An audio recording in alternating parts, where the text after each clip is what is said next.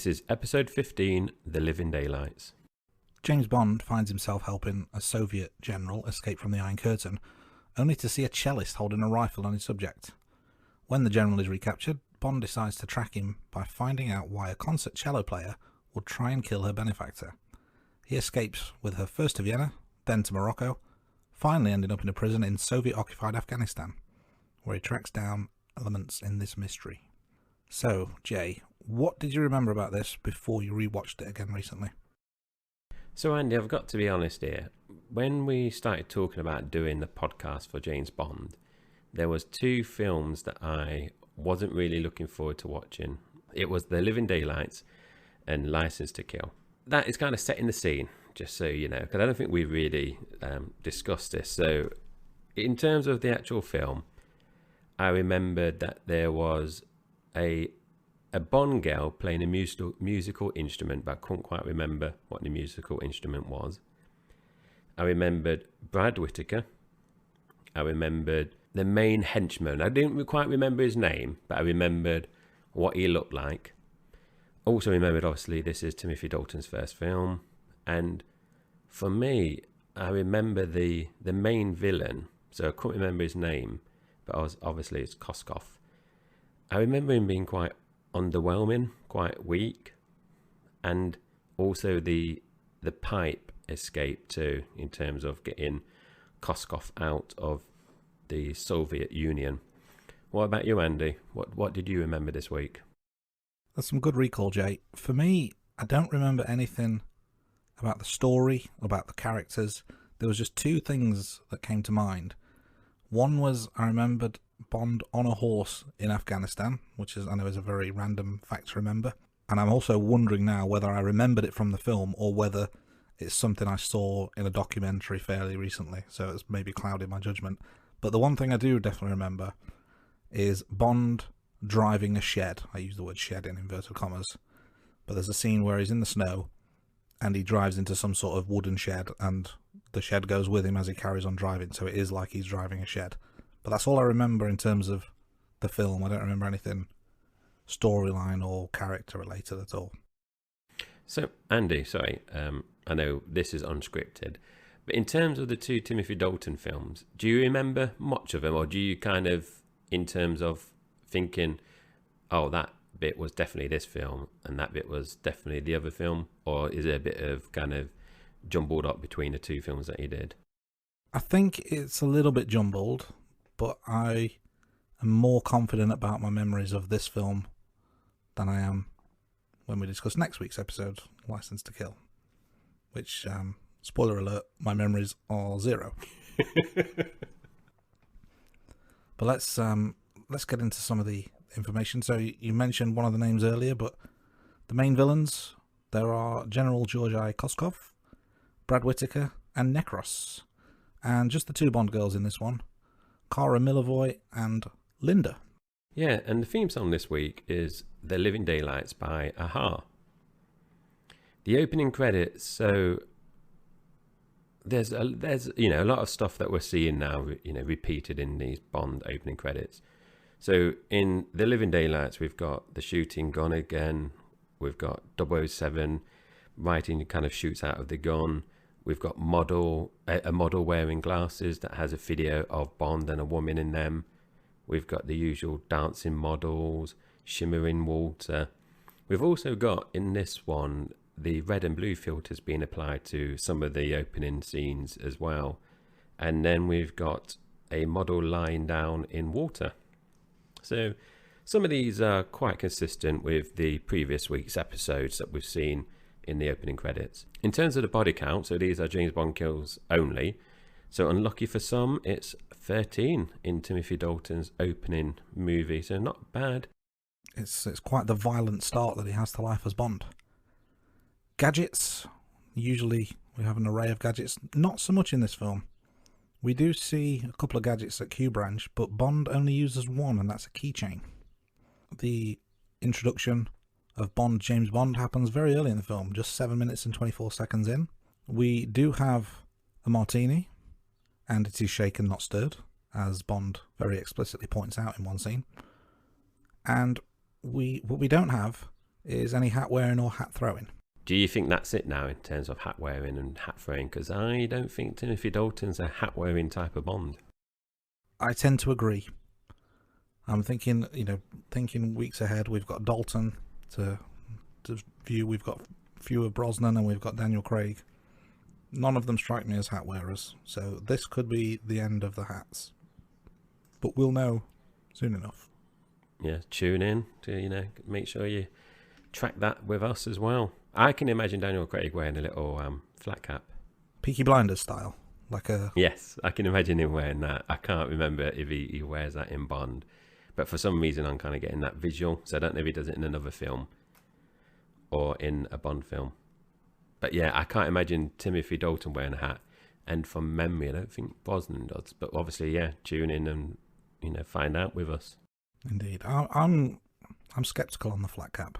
But Jay, let's get into the film in a little bit more detail. Tell me, what was your favourite scene? Andy, I struggled with this one this week because we watched the film on Friday night, typing up the notes on Saturday and just doing a bit of research, and I was thinking, what is my favourite scene? And then I was thinking, looking through the notes at various scenes that we've had, and nothing really jumped out. Whereas, when, in previous episodes, I think for me it's been quite easy. For majority of films, not every film, to be honest, but the majority of films I think, oh yeah, it's definitely that one. Whereas this one I'm thinking, what is it? And in the end, I think the one that probably stuck out the most, and I don't know it's because it happens at the end, is the big fight scene, with the airfield, and it transitions to the aeroplane as well, where Bond is, escaping with the explosives, and obviously has his fight with Necros as well. So that is probably the one that I think is probably my favourite. What about you, Andy? I think the ending scene was very good, very strong, but I actually preferred the opening scene. So when this is pre-credits, so in Gibraltar, the chase scene, I thought that was fantastic, and I dare say one of the strongest openings to a Bond film that we've seen so far. And at this, we're going to talk ratings very shortly, but at this point, when I saw that first scene into the credits, I was very excited, thinking this is going to be one of those classic Bond films. So we've gone for complete opposites. We've gone for the bookends of the film. I like a strong start. You like a strong finish. Yeah, and I did like the bit about the opening. Obviously, we're going to talk about the opening in a few minutes. I like how they kept him. Oh, I don't know if it's mysterious is the right word, but they didn't reveal him straight away because you didn't know which one was Bond out of the 000 agents that jumped out of the plane, did you? Because you never actually saw their faces. So I like that, how it was building up the tension. And from memory, they did something similar with George Lazenby, didn't they? When he's driving the car, had to focus on certain bits of him before they did the reveal of the face. They did, yeah. They had, if memory serves me correctly, he was driving a car, or a man dressed quite smartly was driving a car that then turned out to be Bond. And in this case, there was 3 men all dressed in identical gear, one of which turned out to be Bond. So yeah, very, very clever way of kind of keeping the audience in suspense. Another question I've got for you, Jay, which we ask every week. How many times did you reach for your phone while you were watching this? This week, again, it was 0, but I must admit, I was tempted a few times. I went for my phone at least 2 or 3 times, but I didn't actually flick the screen on. So my hand was moving for it. But I thought, no, I want to keep watching it just in case I miss anything. What about you, Andy? Were you disciplined this week? I was 0 for me as well, but I have to agree. I was tempted to distract myself at points, which leads us very nicely on to what was your rating, the all-important rating for this film. So I've gone in at 6 out of 10, which I think is quite respectable. What was yours? And then I just want to kind of add something to my bit after. So what did you give it out of 10? So I mentioned a minute ago that the opening scene was very, very strong, and I was really excited at this point. My excitement didn't last, to be honest. I think it peaked too soon, and then the excitement faded away. Such is life. So I went in with a 5 out of 10. slightly disappointing, I would say. Yeah, so the thing I wanted to kind of go back on to, Andy, was, any listeners out there, they might be on Reddit and they might be on the James Bond subreddit. And as I was mentioning to Andy beforehand, there's a lot of love for the Timothy Dalton films on the James Bond subreddit. A lot of people state that in his version of Bond is a lot grittier, and it's kind of influenced. I think you said, Andy, that Daniel Craig took some of his inspiration from the Timothy Dalton films.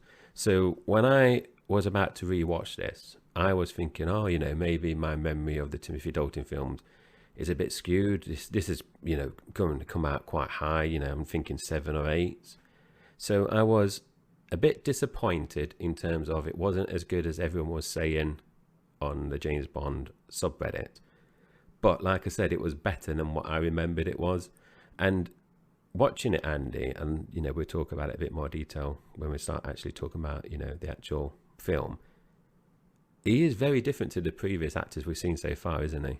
He is, yeah. He's a very different's the word. I think in some ways it was quite an original portrayal. And I don't know if this is the right time to say it, but let's just go in with all guns blazing, early doors. I think his portrayal was very inconsistent. And I think the moments he was good, he was great. But there weren't enough of those moments. And there were other times where he was let down by either his performance, maybe it was scripting, but it just felt off. It just didn't feel right overall. But there were glimpses where you think, this could be fantastic, but it just didn't last. Because there were certain bits in there where it was, you could imagine, and I don't think this was the case, but some of the dialogue you would have imagined Roger Moore's version of Bond saying, and it didn't the way you're saying. So I think some of it a lot of it was gritty, but then there were certain elements where you think, oh, that sounds like kind of a Roger Moore's portrayal of Bond, a bit more light-hearted. Yeah, I would agree with that. But I think it went too far in both directions. It didn't have that overlying tone of consistency. Like with the Connery film, you knew what you were getting with Connery, and he stayed in his lane. And similarly with Roger Moore, although he portrayed it in a different way, it was a very identifiable Roger Moore portrayal, whereas Dalton had the hard edge, but then the softness, and then there was a bit of silliness, and it was like, which way are you going with Bond? Because it sounds like it didn't have a clear, defined direction for me, and it was like he was still trying to figure out who his version of James Bond is. If that makes sense. It does make sense. But I've got one more question, Andy, before we move on. Is we've said before that sometimes a Bond could be, an actor portraying Bond could be good in a bad film, or vice versa. There could be a good film and the Bond actor might not necessarily have been the best. So do you think, from your point of view, I suppose there's two questions here. The Living Daylights with a different actor that we've had so far, so, Connery, Lazenby or Moore, do you think the film would have been scored higher? And then flip that, if Timothy Dalton was in an earlier film, do you think he might have scored higher? Two interesting questions. And I tend to think that this film would have been better as a Connery film. Would be my, or even, if we're going forwards, I could see a Craig in this film. But let's stick to the chronological order. Up to this point, if your choices are Connery, Lazenby, Moore, Dalton, this feels like it would have been better as a Connery film because of the edgy elements to it. And I think to your second question, I'm thinking of Moonraker. A terrible, terrible Bond film, but not the fault of Roger Moore, really. Whereas I think my rating for this film was quite heavily influenced by Dalton's portrayal. And I think he let the film down in places, in my opinion. Obviously not in the opinion of many, many Redditors. No, I definitely agree on that first part, and I think Sean Connery would have been very strong in this film and might have moved it up a point or two. And then Timothy Dalton, I was thinking A View to a Kill. I was thinking, in terms of instead of Roger Moore, maybe Timothy Dalton in that. That was obviously last week's episode. I think he might have moved it up a point or two as well. But that's our opinion. What was your wife's opinion of this film? So she thought it was too long, and she thought it was very slow at the beginning. But obviously, which kind of goes against what you said in terms of you peaked early, and then obviously it went down. Whereas the missus felt it was definitely too long and very slow at the beginning. But I could tell, because I'm sat with her, I could see at the beginning, she was on her phone a bit. But that second half, the phone went down. She was like really engaged watching it, because I thought it was going to be one of those instances, Andy, where we paused it and then watched an hour in one night and an hour on the other night, Saturday, because I could see she was flagging at the beginning. But yeah, it got to a certain part, I can't remember when, but it was definitely like, near the middle where she was definitely more engaged. Because I said, oh, I don't want to stop it and carry on watching it tomorrow. She said, no, it's getting good now. But she did think Timothy Dalton was a good Bond. She said, obviously, Roger Moore is old now, and it was nice to see a younger actor portray James Bond. And also, from a physical point of view, she said that he fitted the kind of James Bond type in terms of his physique as well. And she mentioned quite a strong jawline as well. So from a visual point of view, she was happy as well. So yeah, she did enjoy this film. And the last few films, I mentioned last week's episode, where she was on her phone a lot, falling, dropping off to sleep. But she definitely engaged more with this. And in some of the notes that we've got, she's fed back and picked out some good points as well. What about you, Andy? Did you get your better half into Bond yet? So, the slightest of slight progress here. She did watch around 90 seconds of the film, so this is a good start. It was an accident. She just happened to be in the room at the time. And she asked which film it was. I said it was Living Daylights, Timothy Dalton. And she made a comment, and we're kind of jumping to sort of the middle of the film here, but she made a comment about how Bond's smile was really cheesy. And this was a bit during the horse and cart scene with Bond and Cara later on. But she felt he had a really cheesy smile, which is a very odd comment, I think, for someone to make about James Bond. Very odd. Yeah, I agree, Andy. And I thought that was quite a good scene. That brought back memories of Bond and, Tracy in Her Majesty's Secret Service, where they're doing that montage. If she didn't like that bit, Andy, I don't think she's not going to like any of it. Yeah, I mean, I didn't like that bit. We'll talk about that later, but I completely get your point. I just didn't like it. I was surprised when I saw that you wrote about the missus watching it, Andy. I managed to give her 90 seconds of pleasure out of the last 15 weeks. That's a personal best, isn't it, Andy? It's getting there, yeah.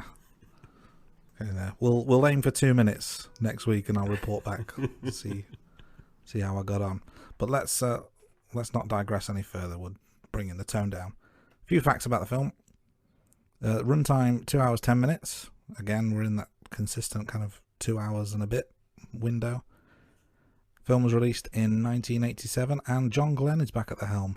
His fourth Bond film in a row. Yeah, that's impressive so far. And I was 6 years old, Andy, when this came out. So, a Bond of my childhood now. How old were you? Were you about 3? I turned 3 in 87, so I would have been 2 at the time it was released. Okay, just to make our listeners feel old, or maybe make us feel old, depending on the age group of our listeners. I was going to say, weren't you about 25 when this one came out? So obviously no one can see us because this is an audio podcast at the moment, but I'm the Roger Moore of our team, aren't I, Andy? And what would you say you are? I'm probably the Dalton. I'm the weak link. I disagree, Andy. So moving on, let's just talk about some general points before we kind of get deeper into the film. So as I like to kick off with the general points, let's talk about the budget and the box office stats for The Living Daylights. So the budget was $40 million, which makes it the most expensive Bond film so far in the franchise. That $40 million, Andy, got your 5 out of 10. So not value for money there, is it really? 8 million per rating point. That's not a good return. No, it's not a good return. But what is not bad return, but not good in terms of the franchise, is the box office stats. So when it came out, it took $191.2 million. So when you adjust it for inflation, that's $487.8 million, which means it's the second worst performing box office performance so far in the franchise when you adjust it. The lowest return has been last week's episode, which was A View to a Kill. So we've had 2 back-to-back poor performing films, which from memory, Andy, must be a first so far in the franchise. I think so, yeah. But I do wonder how much of this was influenced by the economy at the time. So it's one of those interesting metrics that we're tracking, but could obviously be interpreted in a couple of different ways. But yeah, for looking at today's standards, it's pretty low down on the charts. Still very profitable, has to be said. So another interesting talking point is the Aston Martin. Makes the return to the franchise after an 18-year absence. And this one is pretty special. We've got tyre spikes, we've got missiles, we've got lasers, we've got a missile guidance display, we've got a self-destruct timer. So Aston Martin have really gone with all the bells and whistles for their triumphant return. Thinking about Bond cars, and my dad is a big Aston Martin fan. If you ask my dad about Bond cars, he would say like the Aston Martin, but obviously we've not had it for 18 years, and it's not something I personally really picked up on. I think of the Aston Martin as the quintessential Bond car. But I have to say, I don't feel like we've missed it. I think we've had... the one that sticks in my mind as being a suitable replacement is the Lotus Esprit, which we've seen, I think, in a couple of different films, haven't we? So, that's more than a handy replacement for the Aston Martin. But yeah, when I think Bond car, I think Aston Martin, regardless of film. So it's nice to have it back, that's for sure.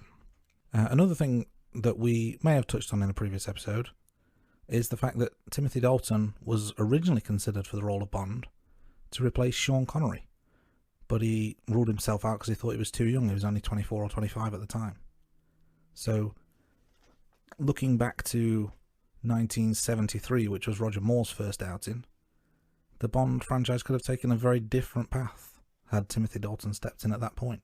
Yeah, and I know, both of our film, in terms of the scoring of the films, the majority of the Roger Moore films we have scored quite low compared to the Connery films. And I know at least 2 you scored quite highly of the Moore films from memory. I think the franchise would have been very different if if Roger Moore never got to play Bond in the franchise and Dalton had the Roger Moore films. I think it would be a very different franchise and not necessarily one that I would have enjoyed, because I quite like the light-hearted approach that Roger Moore brought to Bond, even though, like I said, we haven't scored his films, the majority of his films, as high as Connery films. I still think Roger Moore played a good Bond, even though he did a different type of version. As we said in previous episodes, he's more the lover type of Bond instead of the killer. Yeah, and I think what's also interesting is how would Dalton have developed as Bond given more time in the role? Because obviously he's in this week and next week's episode of the podcast, so therefore he's only in 2 films. And there was a quote by, I want to say Broccoli, I could be wrong, but it's certainly someone associated with the Bond film who said basically that you need 3 films to really establish yourself as a Bond. And of course Dalton only got 2. So are we judging him unfairly? And let's go back to Sean Connery. The 3rd film was Goldfinger, an absolute classic, still in our ratings up to now, top of the pile. And that was the magic 3rd film. So Maybe Dalton just needed a little bit more time.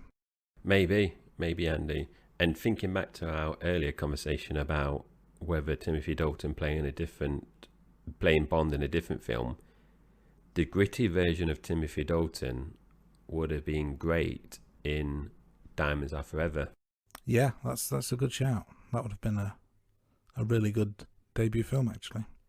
One final point, just kind of continuing this, is that he was considered again when Roger Moore decided to leave prior to For Your Eyes Only.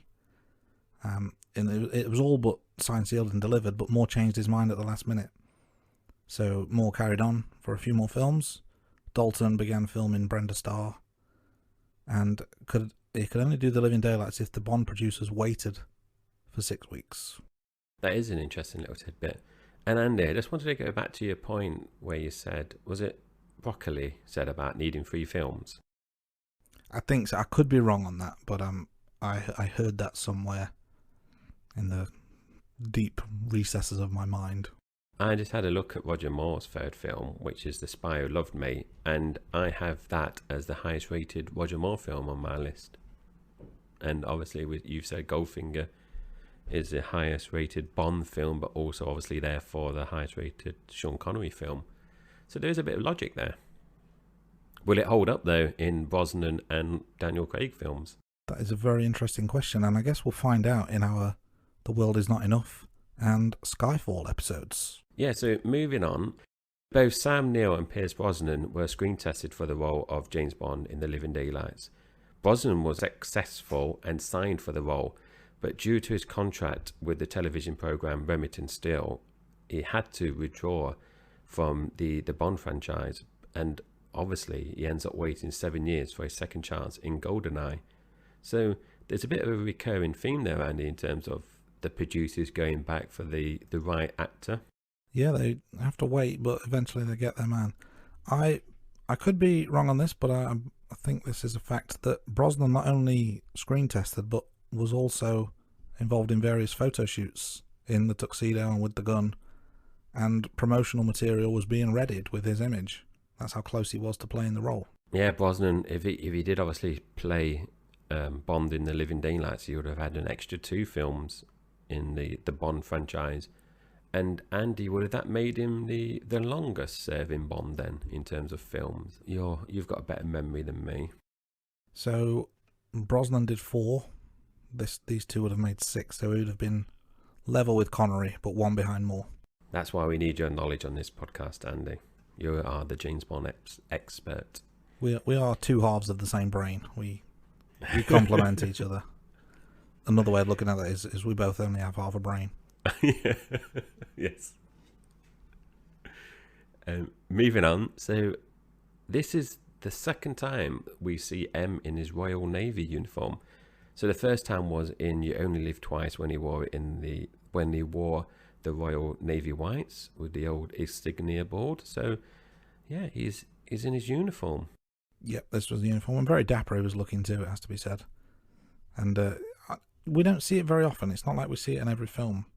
But we are reminded that there is a naval element to this as well as the Secret Service, because of course Bond is a commander in the Navy. So there's it's a nice little callback every so often to see that.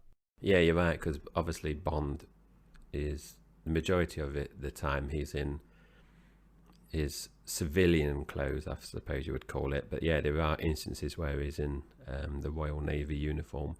And obviously, last week he was rocking a leather jacket, wasn't he, as well? So yeah, he was full on Alan Partridge last week, wasn't he? The Rain Room. Let's move on. Let's talk about some goofs and continuity errors.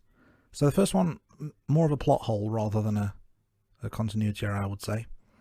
And the question is, how did Nikros know that Bond and Saunders were meeting at the CAF? So Saunders suggested a meeting place and time only a few hours earlier, and it was kept strictly between him and Bond. But yeah, he somehow knew. There's a scene in Tangier where Whittaker tells Nikros to kill another British agent. It takes place on the same day that Bond arrived in Vienna. So that means that Nikros must have got from Tangier to Vienna, tracked down Saunders, acquired the materials to booby trap the cafe doors, and set up the trap well in advance of him and Bond getting to the fairground. So there's a lot of time gone by, including a 5-hour plus flight in there as well. So that's a lot of ground to cover without him knowing, or seemingly not knowing, that was going to take place. So that just seemed a little bit odd. That is a little bit odd, and that is, when we had that scene and he booby trapped the glass doors, I did think, how did he know he was going to be in there? But I didn't spend too much time thinking about it in the film. I knew that because I kind of remembered, we've had it in the past where certain scenes are started and that kind of recalled, rejigged down memory, and I remember that was going to happen. But I did think, how did he know to set that bomb there? It didn't quite make sense. It's either extremely good planning, or it's, I don't know what it is. Pure luck. Has he got 200 cafes booby trapped just in case? Who knows? But logistically, doesn't make a lot of sense. Moving on, factual error. In the Soviet base in Afghanistan, the equipment from the armoured carriers to the light tanks are all French manufactured. And the transport plane is an American plane, the C-130 Hercules. So a little bit of, I don't know what the term is, but some very unlikely international trading, I would say, is going on there. Yeah, that's definitely a factual error / goof, you could say. It's not a continuity error, but it is a bit of a goof. Yeah, it is. All those pieces don't really fit together. Another one to bear in mind as well is Bond in his final confrontation with Whittaker empties his PPK. That's him, hits the gun shield on Whittaker's weapon 5 times and it remains undamaged. But Whittaker rounds the corner a few seconds later, and all of a sudden we can see the impact from the bullets on the surface of the shield. So that is most definitely a continuity error. Yeah, and the last one we've got is, this is going back to the car in the shed, and that scene afterwards. So there is a wheel that is shot off on Bond's car during the frozen lake chase, and a few seconds later on, Bond is jumping, Bond is in the car, he's jumping over some of the Russian Czech soldiers, and the wheel is on again. So that's definitely a continuity error. The Rain Room. Let's get into it. I'm going to steal your thunder. I'm going to talk about the gun barrel. I know you love to talk about the various shades of beige and mauve and all the other colours of the rainbow that we've had. There's no colour talk here though. So, but for obvious reasons, they need a new gun barrel sequence because we've got a new actor. They use the same one for both films. Dalton walks very quickly, turns and fires, and only crouches slightly and shoots with one hand. So the different stance to what we've seen from Moore, who kind of steadies himself with his other arm, if memory serves correctly. And quite a sad note here, this is the last gun barrel sequence designed by Maurice Binder, who sadly died in 1991. He created the opening title credits for all the Bond movies so far, with the exception of From Russia with Love and Goldfinger. Just to finish off the gun barrel sequence, Andy, because you stole my thunder here, as you stated. Binder apparently stated that he came up with the idea of the gun barrel sequence in 20 minutes because he had a meeting with the producers of the Bond franchise and he had to come up with an idea, and he apparently had this idea within 20 minutes and then walked into the meeting with the producers and told them about it, and they loved the idea, and obviously now it's iconic. A 20-minute idea turns into a 60-year plus moment. Can you honestly imagine a Bond film without it now? No, and I'm sure there's films out there that have kind of copied it sometimes, like spoof spy films, and I can't think of anything from memory, but I'm sure I've seen where someone's copied it, in terms of the style. But yeah, that's pretty amazing, really. And like you said, this is the last one, and obviously last week we said goodbye to Lois Maxwell for Miss Moneypenny, and now we're saying goodbye to Maurice Binder. So no one lasts forever, do they, in the old Bond franchise? You only live once, I guess. Poor taste. We've I'll still- edit we- that out. Poor taste. We still got Q. You know. Anyway, carrying on. We're starting now. So we've had the gun barrel sequence. No buff, Andy. You missed out the buff. I needed the Dulux colour chart in front of me to list them off, but yeah, I missed that one. We didn't have any Savannah Sunrise or anything like that, did we? No. So it kicks off in Gibraltar, and the film opens up with a military exercise involving the 00 agents and the SAS on the Rock of Gibraltar. Yeah, I made a quick note at this point because I was kind of surprised or taken aback by the scene on the beach where there was barbed wire and barricades everywhere, and it reminded me more of like a World War One or World War Two scene. And, you know, this is mid to late 80s. It just took me by surprise that that's what Gibraltar would have looked like at that time. But maybe that's my ignorance of the history of Gibraltar. Yeah, I don't know anything about Gibraltar, if I'm being honest, Andy. So this is where we see M now. So M has a small area in the back of the plane where it acts as an office, so he's got his desk in there. And this seemed a bit weird to me and the missus because we both commented on this at the same time. And as the plane doors open and the 00 agents are preparing to jump out, they jump out, and then you see some papers are being blown or disturbed on M's desk. And we both said, why would you have that? Because there's such a risk of some confidential papers just blowing out of the doors. It just seemed silly to have that in there, and it didn't make any logistical sense. I agree. But, you know, why isn't it a separate room on the plane? Or, you know, why have you got your papers just stacked on a desk in the middle of a plane? Yeah, doesn't make sense. Let's move on slightly. So we see that one of the agents is climbing up a rope, and there's an assassin at the top of like a cliff edge, and he slides down the rope this message on a tag, and we later see in the movie it says Śmierć Spionam. I'm hoping I'm pronouncing that correctly. And another note at this point, the soundtrack is noticeably different. Feels a little bit more electronic. I guess you could say a bit more 80s. Yeah, it was definitely noticeable, and straight away in the opening scene we get that different type of music feel. But also, you know, straight away we get our first speeded up camera sequence of the Dalton era. So we've had it a lot in the Connery films, we've had it the odd time in the Moore films, and straight away we get the fast forward camera bit, and that's when Bond is on top of the Land Rover when the assassin is driving.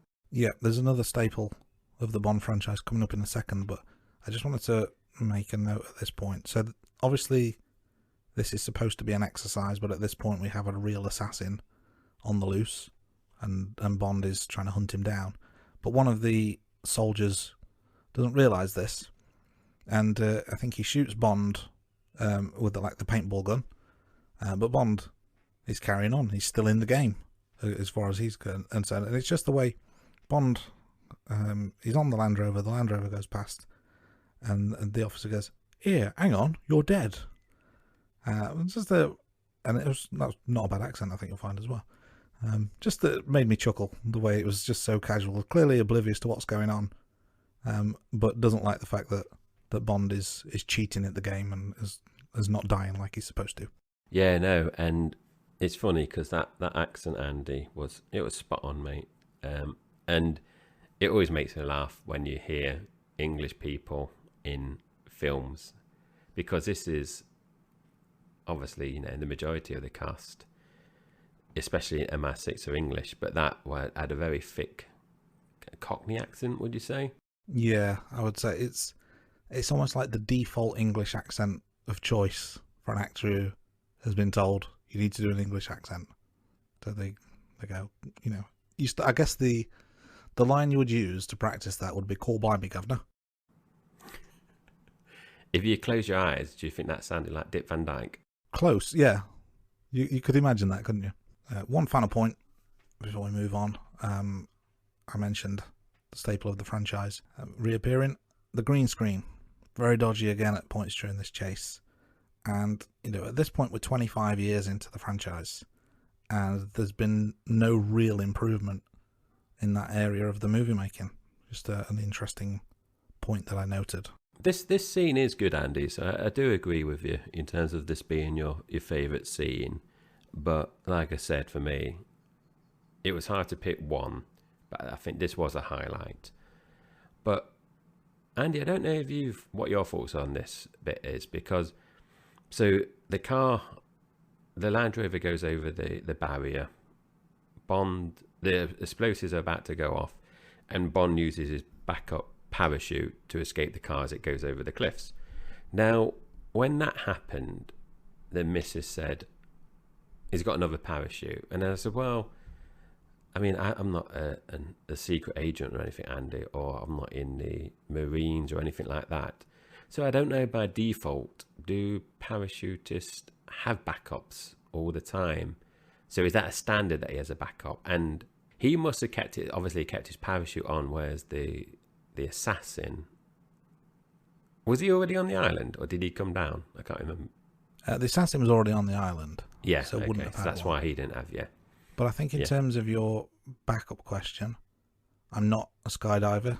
No surprise for me to tell you that. But I'm sure backup parachutes are pretty standard. Certainly these days. I'm not sure about 30 odd years ago. But it didn't surprise me that they had a backup, I would say. Yeah, I didn't think, I wasn't kind of offended when that happened. I thought that was logical. But yeah, the missus did query that. But I argued Bond's case there. But then again, she did mention. So we get then the camera then cuts to Linda, she's talking, but straight away the wife says, "Oh, another one for Bond to sleep with." So straight away she's giving Bond the daggers, and then Linda states, "If only she can find a real man." She says, "Oh, if only she can find a real man." And then Bond cuts landing on the yacht. So I quite like that. And again, the missus quick-witted here, and she says, "This is another boat scene with Bond and a Bond girl." And I have to agree, she's not wrong there. Usually it's at the end of the movie, isn't it, where you get Bond at sea with the Bond girl, but straight away Bond is there on a yacht with a Bond girl. Bond really does like a bit of sex on the boat, doesn't he? I guess the old saying is, it's all about the motion of the ocean. Yes. I don't know whether we should keep this in, but you could say he likes water sports. The rating of the rating room has just gone from PG to 18 plus, I think, with that comment. Just cut that out. Yeah, kids, ask your mum and dad what that means. If you're listening to this in the car, if you're on your way to a family holiday and you're listening to this while the time away, enjoy your trip. Kids, ask lots of questions. Let's move on. We're at the opening title sequence now. This is the last Bond film to be scored by John Barry, who's been a staple of the franchise so far. Interesting point around the working relationship between John Barry and Aha. It was quite tumultuous, I would say. It deteriorated as they were working together, and it actually resulted in two different versions of the theme song. We've got Barry's version, which is heard on the film soundtrack, whereas the version that Aha preferred is on their album Stay on These Roads. Aha claimed Barry didn't deserve a credit on this song. Barry compared Aha to the Hitler Youth. So, that escalated pretty drastically, it has to be said. It did. And Andy, this is an oversight on my part, so apologies.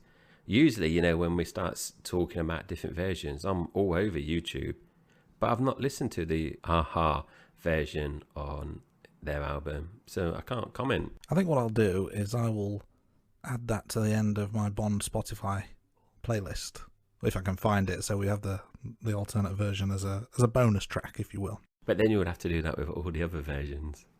Yeah, I won't be doing that. Just do it this one time. If you want me to do that for any others, feel free to drop me a note on whatever social media platform, and I'll tell you, no thanks, I'm not doing that.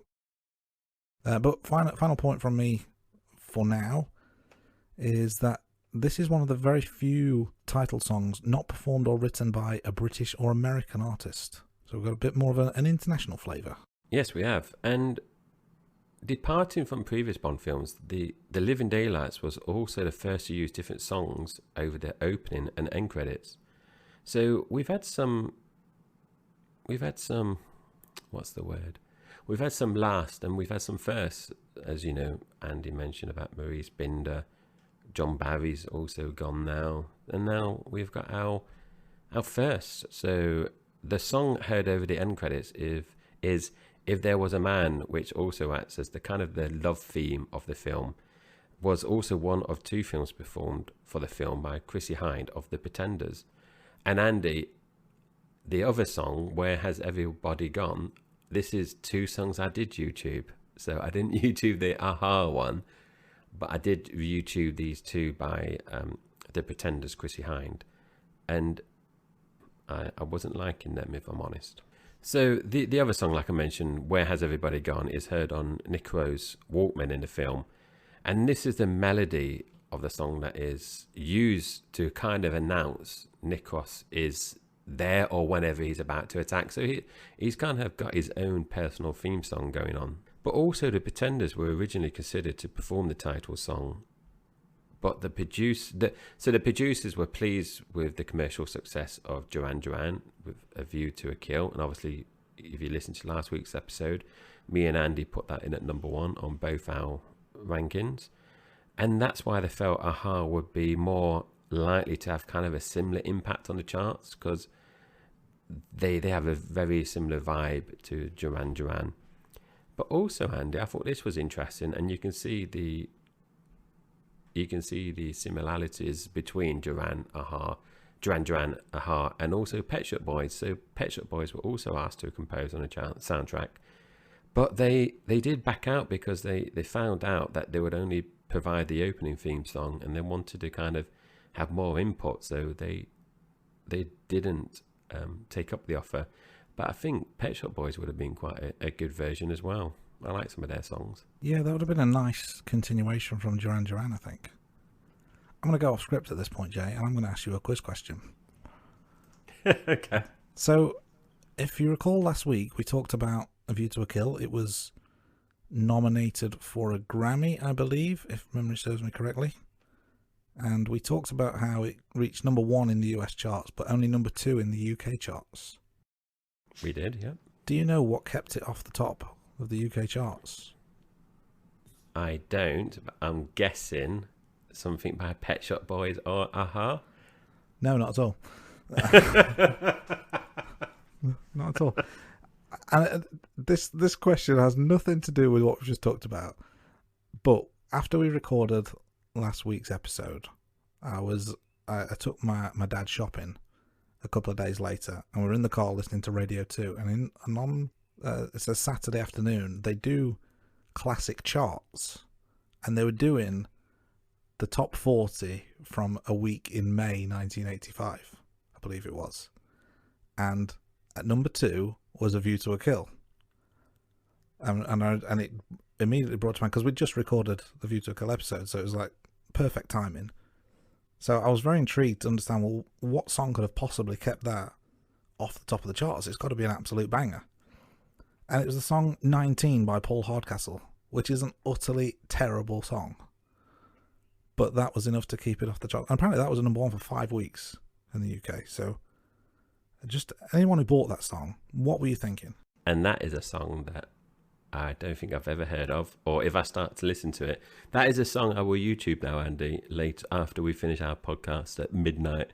I'm going to go on YouTube and listen to that just to get my view on it. But anyway, let's move on, because like you said, we've got a lot to get through and it's getting late. One last thing on the music side, we've got a number of pieces of classical music.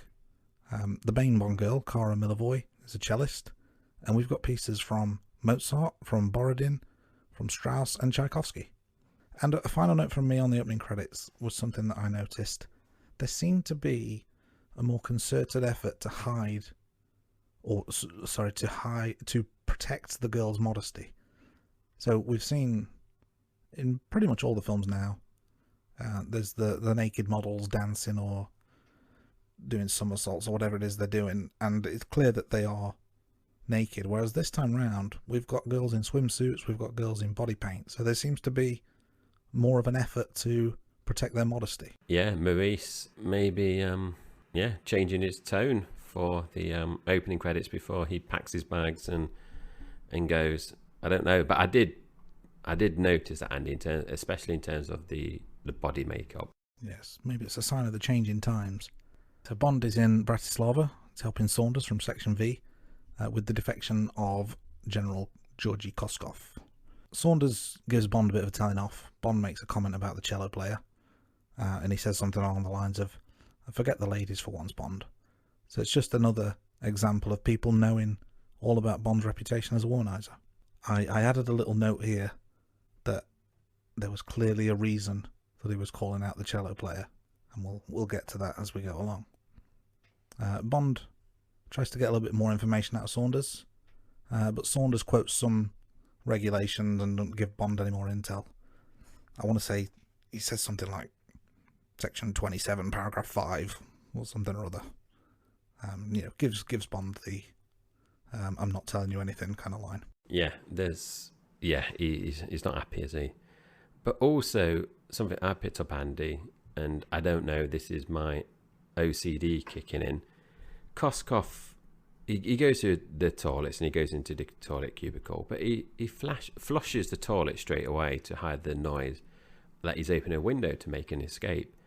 Now, I made a note here to say, why did he flush the toilet as soon as he came in? Because that just seemed odd. But then, like I said, my OCD kicking in there to think maybe the person before him didn't flush, and he didn't want to wee on someone else's wee, so he flushed it there. So I don't know if you have any views there, or am I just overthinking that particular bit? It's a good observation, and I think your reasoning for why you might have done was very much more polite than what I would have said. So we'll continue to the next point. So Andy, I've got another question here. Bond notices a would-be sniper in a building opposite. So he's in a room with Saunders and he's preparing to help Koskov escape and take out anyone that's going to stop Koskov defecting. But Bond notices that there's something a bit odd about this would-be sniper. So he shoots the rifle out of her hands. Now, I thought this was odd straight away, so I made a note because I don't know the anatomy of a gun, but he shoots kind of the bit that you, I would say like a handle on it. But the way she was holding the sniper rifle was kind of to her chest. Surely the bullet would ricochet. And I know she gets injured, doesn't she? But surely that it was so close to her chest. Surely that would have, the danger there of the bullet then kind of ricocheting into a major organ was quite high. I don't know what your view was. It's a very risky shot, and you're right. I think she injure her right arm? It's definitely an arm. I can't remember which one it was, but yeah. Yeah, very very risky. But maybe that's just how good Bond is, or at least how good he thinks he is. Yes, yeah, maybe. I would just try to think. Could have, in that situation, obviously we're not snipers. Would it have been less dangerous to kind of shoot, say, like a light bulb that might have been in the room, or shoot the window so it distracts her? But then you could argue the sniper could have still got the shot off. Bond takes Koskov to the escape route. Now, this is something that I remembered and I said at the top of the podcast. But we also see a technician helping Bond, and this is one of the instances, Andy, where we see something on screen and, it kind of triggers our memory. And I remember this bit where she kind of seduces the engineer, and I remembered that there's like lights flashing or instruments or, beeping, or there was stuff happening in the background, and obviously she's seducing this engineer, distract him. But the wife made a witty comment here to say, oh, that's not the usual Bond girl that Bond is used to. I would tend to agree as well. But it's at this point, I also noted there was quite a funny line about this being a pipeline to the west, and the escape route is an actual pipeline. So I thought that was a nice play on words, but also quite unexpected considering the context there. So that was a nice little line. It was, and we actually discussed this, Andy, because when he mentioned that, the missus said something like, how is he actually going to escape? And I said, well, Bond actually said it there. I said he meant it literally, not figuratively. So I agree, it was a nice play on words. Moving on slightly, I mentioned the technician here that helped Bond. Now, the technician looked really familiar. And it turns out, as part of the research that we've done, her name is Julie T. Wallace. But I originally thought she was Pam Ferris, who plays Trunchbull from Matilda. So, Andy, I don't know if you, when you were looking at the notes, did you see that or not? Or am I totally am I having a bit of face blindness there? I'm not going to go as far as to say that, but I knew it wasn't her, but I could understand how you would think it would be. Very, very similar features. So a bit, yeah. So Pam Ferris also was in The Darling Buzz and May, which is an English TV program, Marlarkins. I don't know if it ever got shown overseas, but Julie T. Wallace, she's also obviously featured in a number of roles, including The Fifth Element. So I do remember her in that. She's an army person as well. I can't remember what character she played, but she's also appeared in TV shows like Lovejoy, The Detectives, Last of the Summer Wine, and also Hotel Babylon. So she's obviously got a few credits to her name. But we see Koskov enter the pipe, and he ends up going to his destination, which is in Vienna, and we see Q on location again. So Q is getting about now a lot more. In the Bond franchise, so that's nice, and he welcomes Koskov.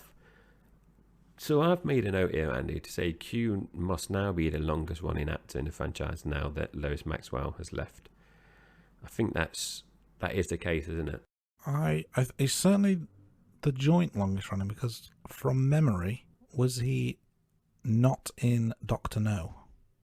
So his Dr. No film where we did see Moneypenny, but we didn't see Q.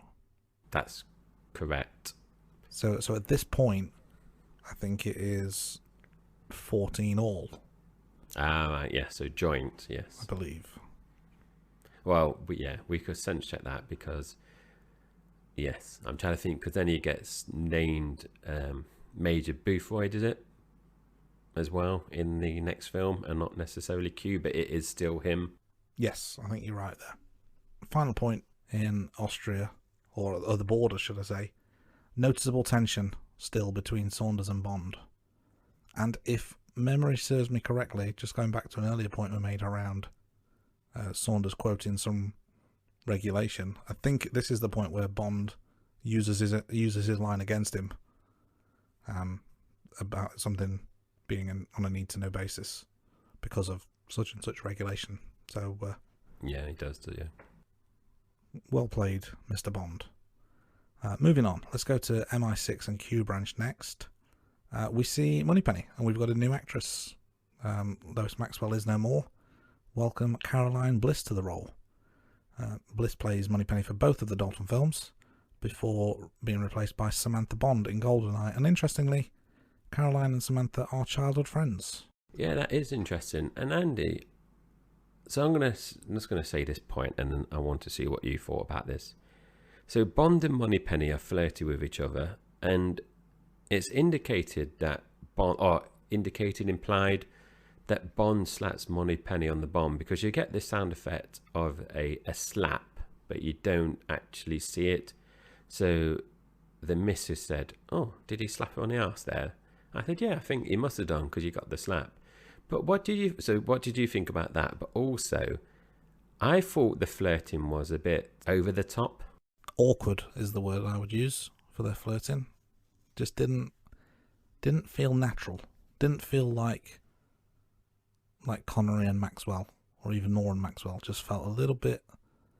I think over the top was probably a good way of putting it. It was overacted, maybe, is a better way of putting it. And it didn't actually feel all that flirty. even though I think it was supposed to be. Maybe it was just that it just didn't feel natural. But yeah, it was off to me. And what about the bomb slap? Do you think that took place? I agree. I think that's what happened. I think that's what it was. And I think it was out of place. Not necessarily out of character, but certainly out of place in that setting. Yes, don't do that at work well, I would say you can't do that at work anymore, but obviously we wouldn't do that at work anyway, Andy, will we? You speak for yourself. You don't know where I work. So, moving on, Q introduces Bond to the Ghetto Blaster, which I thought was a nice little play on words, and also the sofa couch for our American listeners that kind of eats the victim that sits on it, is the note I've made there. So we now transition to this safe house, and this is where we're introduced to Nikos, who kills the regular milkman. You see him on his milk cart or float. Nikos is played by Andras Wisniewski. Apologies for anyone listening to that where I've just butchered his surname. So he's actually played a number of roles, including films like Die Hard. So he plays Tony, and this is the bloke who is killed, and he's dressed as with the Santa hat by John McClane and Bruce Willis, and he's a younger brother of Carl. So I did Google this, Andy, because I thought he looked familiar, and then when I saw, oh yeah, it's Die Hard, and he's walking around in a grey shirt or t-shirt, and do you know which one I mean? With the Santa hat, and he puts I think ho ho ho on it. Yeah, so he's in that, and also he was in Mission Impossible. As soon as I saw the note that he wrote, it immediately came to mind, because I was of a similar mindset that he was definitely familiar. And whilst you were explaining that to listeners, I googled the pronunciation, and apparently it's Wisniewski. Wisniewski. There we go. Close. Thank you, Andy. I'm not going to say it again. Every time we mention Nikos, I want you to say his full name, Andreas Wisniewski. But anyway, let's move on.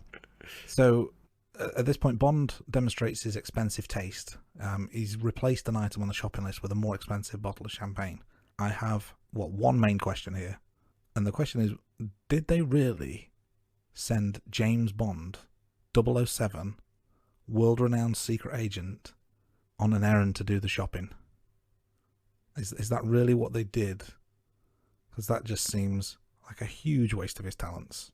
Andy, I didn't really think of that until I saw your note, and it made me chuckle, because yeah, that is not the best utilization of MI6 resources, is it? At all. And would you trust Bond to go shopping? I wouldn't trust Bond with anything, really. It's kind of the nature of Bond. But I wrote another question down, very sexist of me, but why couldn't Moneypenny go? Yeah, I agree. Why? Yeah, or even, did it even need to be Moneypenny? They could have got the YTS, the work experience person, anyone just to go to Harrods to pick up the shopping list. Yeah, so that did make me chuckle when I saw your note there, because yeah, it does seem a waste of Bond's time and resource of MI6. Smallbone. She would have been perfect for this job. Yeah, oh yes, Penelope. There you go. But anyway, General Koskov informs MI6 that the KGB is being run by the power-hungry General Pushkin. According to Koskov, Pushkin has revived the old policy of Schmerz-Spayanam. I'll say that again. He's revived the old policy of Schmerz-Spayanam, which is literally death to spies, or Schmerz, which is a program of Western spy assassinations. And while all this is going on, there's a guy who, and I meant to look this up in terms of what the official title is, but there's a guy basically typing everything that's being said, like you would see in a courtroom. Is it a stenographer? Have I made that up? Sounds good, doesn't it? It does. I'm going to keep it in. And then if I'm wrong, I'll get abuse on Twitter. But I'm going to say it was a stenographer. But his typing was so slow. Like, there's no way the speed of typing would have kept up with the conversation. Maybe he was typing up Bond's little post-it note from last week, those 3 items that he just wanted to write on there. So Nikros escapes with Koskov. So we see some various bits here, but in the end, Nikros escapes with Koskov, and after the scene we have with the exploding milk bottles, there's a fight scene with Nikros and Green 4, who is played by stuntman Bill Weston, and Weston's performed stunts in a range of movies, including Star Wars, Raiders of the Lost Ark, Saving Private Ryan, and Batman Begins. I thought that was a very good fight scene, Andy. It was a good scene, yeah. I would say close to my favourite. Thinking about it, that could have easily slotted in that favourite scene section earlier on. Very, very good. I do have a question about it, though. Where did the exploding milk bottles come from? So when Nikros attacks and kills the regular milkman, he's just out for a jog, or that's his cover. He's not carrying around exploding milk bottles on his jog. So does that mean they were already on the milk float? And if they were, then why does a normal milkman have exploding milk bottles on his milk float? I totally agree with you, Andy. It's not something I picked up. I haven't a clue. Maybe the only thing I can think of is, did Nikros hide the milk bottles somewhere and then he jogged past the milkman before strangling him over the little wall, with his Walkman cable, and you just see it off screen? Because that's the only thing that I can think of explaining it, because like you said, he didn't have it with him at all. You're not going to go jogging with some milk bottles, are you? So yeah, that was a good pick, Andy, and that could have easily gone in the goofs or continuity section. Indeed. And can I just say, exploding milk bottles sounds ridiculous, but I thought it actually worked, and I quite like it as a gadget or weapon in this film. I thought it was very clever. Yeah, and as you mentioned at the top of the podcast, Andy, James Bond only had one gadget, and you could argue Nikros's one was better, the exploding milk bottles. Moving on, we are back in MI6 Q branch, and we are a laughing stock of the intelligence agency. So things haven't gone down well, because Koskov has been taken from the safe house. Everyone is under the assumption that the KGB has rescued Koskov from the British intelligence agency, and they're not happy. M's not happy. So Bond is given a mission to basically go and assassinate the KGB general Pushkin, but Bond is very reluctant to carry out this order. But M, and I can't remember who he says, but M threatens basically to send someone else to kill Pushkin, but Bond then agrees to obviously undertake this assassination, but he's kind of just buying some time, really, as we find out, over the next few scenes. Yeah, it's almost like he didn't want anyone else getting the credit for it. We see Bond at Q Branch. He's reviewing some of the latest gadgets, and it's quite a funny bit where Bond gets the key ring and he sticks it to Q's face mask, and you have to whistle a tune to kind of set it off, and he's about to whistle the tune, really sort of giving Q a little bit of a scare in a playful way. So nice little interplay there between the two. And Bond gets some intel from Moneypenny and goes rogue and takes the Aston Martin with him. We then move back to Czechoslovakia. Kara Milivoy is taken by the KGB, and then later on she returns to her apartment, and Bond arrives and finds the blank bullets. And this is when he's starting to piece together what's happening. A little bit of a note on the actress who plays Kara, played by Mariam Dabo, English actress. She would later feature in Playboy, and also she worked with John Glenn on the TV series Space Precinct in a guest starring role. So Mariam also co-wrote the Bond Girls Are Forever book with John Cork. Mariam auditioned for the role of Ivanova in A View to a Kill, and Barbara Broccoli later included Mariam in the auditions for Kara. So she didn't quite get the part there, but I think that worked out well, Andy, because I know we've had one actress, Maud Adams from memory, come back to play two different Bond girls, but Mariam definitely got the bigger part by featuring as Kara in the living daylights compared to A View to a Kill role. So I think things worked out well there for her. All's well that ends well, that's for sure. Definitely. And Kara manages to lure the KGB agent who's watching her apartment. And this is, again, something, Andy, you know, where the scene starts. And I remember this. So when Bond leaves the apartment and he walks to his car, the KGB clocks him and just watches. And then Kara comes out seconds later and goes into the phone booth with a cello case. And then a tram goes past and you see, you know, a figure is still in the phone booth. And I remember that little disguise, a little maneuver. So I thought that was quite good. Yeah, very nicely played. I didn't remember that scene and I didn't see it coming, but it was very nicely done. We see that Bond and Kara are being chased by the police later on, and this is where the Aston Martin really comes into its own. We have the lasers from the Aston Martin cut away the top section of the police car. We have another car chase involving a blockade. Bond destroys that with the car rockets, and Bond then also manages to drive it on the ice and cuts a ring on the ice around the police car using the wheel that has no tyre on it, which cuts the ice and the car sinks. And then the car also has boosters to fly over a ramp. So there's a lot of action with this Aston Martin. Very, very versatile, packed full of gadgets and toys. Gets him out of a whole load of scrapes in this particular section of the film. He's definitely utilised all the Q features, hasn't he, there, Andy? Definitely got his bang for his buck in that bit. There's two things I picked out here, Andy. One of them I didn't write down, and the other one I did. So the one I didn't write down, you know, on the ice where Bond is driving with the wheel that's cutting the ice, don't you think the circle around the police car is quite small? It is. Now I think back. And when that happened, I thought, oh, I don't recall Bond going like that smaller circle. He was doing big loops, and then you see like that smaller circle, which is, I would say, a few feet bigger than what the police car was. So I picked that up.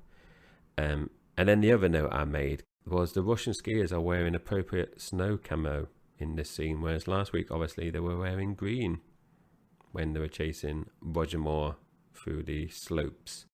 Just goes to show every day's a school day. You're not too old to learn something new. We see Bond and Kara escape down the hill using the cello case as almost like a snowboard of sorts. No cheesy music, no California Girls playing this time round, but it's quite a fun scene, I would say. And as they're going down the hill, they get to border control, and I think Bond passes Kara his passport, and he says, "Hold that." And then as they slide past, they just say they've got nothing to declare, and they go straight through the border. Quite a funny scene, I would say. This is where, and there's a couple of other points in the film as well, but this is where I noticed Dalton's accent. He is all the way through playing, you know, a quintessential Englishman, but he's a Welsh actor, and I noticed the Welsh twang in his voice at this point, and in a couple of other points as well, and it just kind of took me out of the moment a little bit, that change in voice. So he probably gets docked a point or two for that as well in my rating. Yeah, that's a good pickup, Andy. I didn't pick that up. The bit I picked up was, I agree it was funny in terms of the passports, but I think this is another incident of where the tone just didn't quite fit. It was a comedy scene, so it felt more like a Roger Moore bit, that did, compared to the gritty version of Dalton. Yeah, completely agree.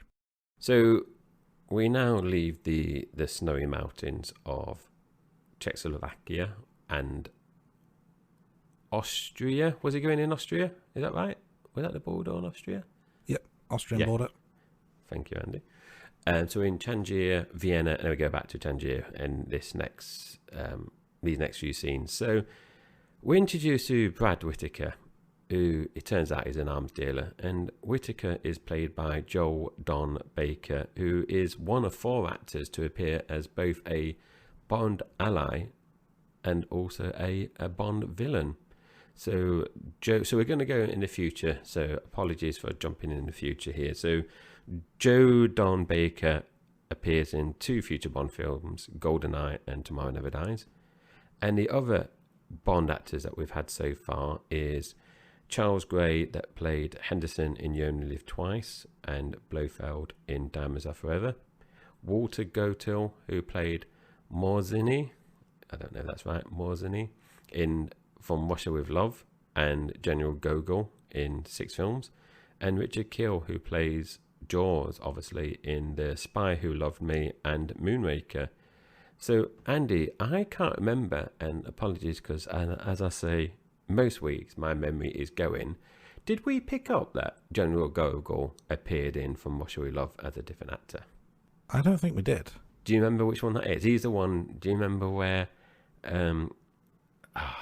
Rosa Klebb goes to the training complex of Spectre to meet Red Grant, and she meets this bloke who is Walter Gotell, and she does the punch on Red Grant, you know, with the knuckle busters. That's him. Yeah, I can't remember if we mentioned that in that episode. So listeners, we've recorded quite a few episodes before we release them, just to kind of get ahead of things. And it's been weeks, Andy, hasn't it, since we've done that one? So I can't remember. What we're on now, episode 15. So it's been, at least 3 months.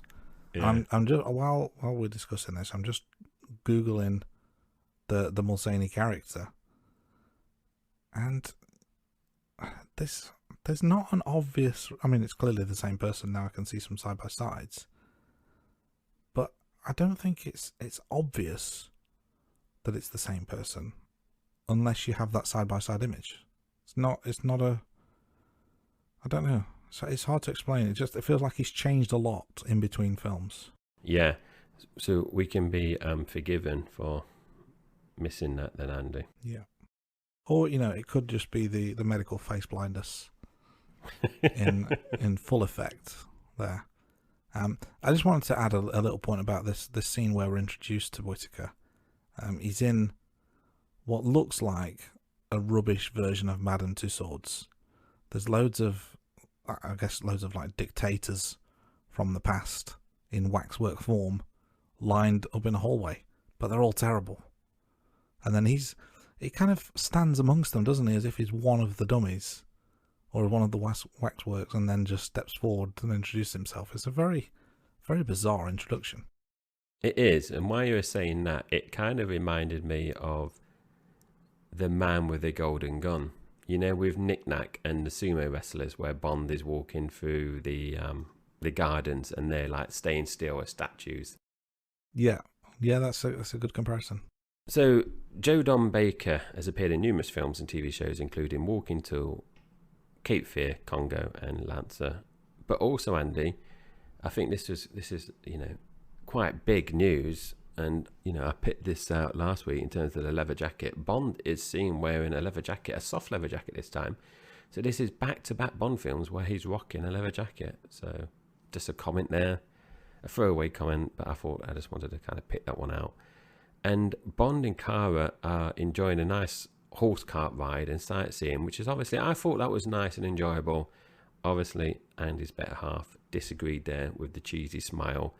But like I mentioned earlier, this did remind me of Tracy and Bond on Her Majesty's Secret Service. That Bond is kind of wooing and putting in I don't want to say legwork, but he's putting in the foundations, isn't he? In terms of, well, I wouldn't say, is it genuine? Is he just manipulating her just to kind of get that information regarding Koskov? I think the kids these days would call it grafting. That's what he's doing, isn't he? He's grafting. We get to the hotel reception at this point, and the hotel clerk asks Bond if he wants his usual room, but Bond asks for something with a second bedroom, which I found a little bit odd, very unlike Bond. Is this way of him just trying to be respectful, or does he just not fancy his chances at this point? I think it's probably the former, where I think he's just doing what you said, the grafting, and he doesn't want to kind of push it too far because he's supposed to be Koskov's friend, isn't he, at this point? So I think if he is basically wanting to just rock a king bed straight away, I think that's kind of going to blow his cover. We see Koskov, he's enjoying himself. He's at Whitaker's place. He's surrounded by beautiful women, getting himself a nice leg massage. And then we see Saunders and Bond meeting at the concert. Still that tension between the pair of them. So it's a bit of an odd relationship that the two of them have. And then we get to the funfair, and Bond is enjoying a roller coaster. He's on the big wheel. And it's on the big wheel where he seduces Cara. So, Andy, I've got a question. Is this the first time Bond has been on a roller coaster? Because that just seemed a bit weird. And also, the other point is, you mentioned the two bedrooms, but then Bond in the next scene pretty much, he's paid off the operator of the big wheel to stop the big wheel at the top to seduce her. So then my theory of saying he's pretending to be Koskov's best friend or acquaintance, so therefore he's not pushing it, moments later he's bribing the operator to stop the big wheel to seduce her, so he doesn't quite fit. Yeah, and it's at this point for me where I was just starting to get a little bit annoyed. The dynamic between the two, between Bond and Cara, was very, very weird. So obviously, like you said, he's asked for the second bedroom, but then straight away he's seduced her the first chance he gets. But then also she's got this boyfriend, Koskov, but then she's also smitten by him. And it just seems a very confusing dynamic between the two of them. And it doesn't really work for me. And I think going back to the slightly earlier point around the horse and cart ride, that cheesy smile that my wife referred to was another kind of off-putting thing, because it just felt like it felt a little bit fake. And also, let's go a little bit deeper into Dalton's performance. He's got his edgy moments where he's quite violent and sadistic, and now he's got this softer side where he seems to be falling in love. And there's the fake smiles, and there's the respectful side, but then he's also juicy. And it's like, what is he trying to be? What is Bond at this point? Because it seems to be all over the place. And I think that's another thing where just kind of his performance let down this film. It was at this point in the film that it really kind of hammered home to me that I'm not enjoying the Dalton performance. This was kind of the straw that broke the camel's back for me. Yeah, I agree in terms of the build up, the wooing. This is where I said at the beginning, there were certain bits where it just didn't really feel right, and I totally agree with what you said there, Andy. Yeah, absolutely. Inconsistent is the buzzword for me. Yes, I agree. So Bond and Saunders now meet in a cafe, and this is obviously the plot hole that Andy mentioned earlier on in the pod. But Saunders and Bond, they do leave on good terms. So Saunders has obviously got the information for Bond, and he's also got some documents for Bond. So they leave on good terms. But as Saunders is leaving, he gets squished by the glass door that Nikros has sabotaged. So Bond comes darting over, and then he sees these balloons that he saw Nikros. When Bond was on the big wheel, he saw someone kind of observing Saunders, and he had some balloons. So he noticed the balloons here over the bushes, and he gives chase, but it's actually it's someone else. It's not Nikros at all. And this has gone to the extreme now. It's very dark, Dalton is. So you've got your darker bits at the beginning of the film, but now Saunders is being killed. It's just full on dark, and this is very much down to very similar to the Daniel Craig films now, that kind of version of Bond. Yeah, I agree, and I think where Craig got his interpretation, or what's the word? His influence was probably these kind of scenes. And I think if Dalton had played this all the way through in this manner, it's a very different film and probably scores a lot higher. We have some boob action, and the child in me loves looking out for this kind of stuff. Very obvious as well. Bond uses Pushkin's date, Rubovich, to distract a KGB bodyguard. Rips her top off, and the guard comes in the door. One thing I would say, there's no real attempt to hide it, and if memory serves correctly, this film is rated PG. So a little bit strange that it would be so blatant, because we've seen stuff in the past, and it seems to be more accidental. This seems is blatant, so that's quite an interesting shifting in gears.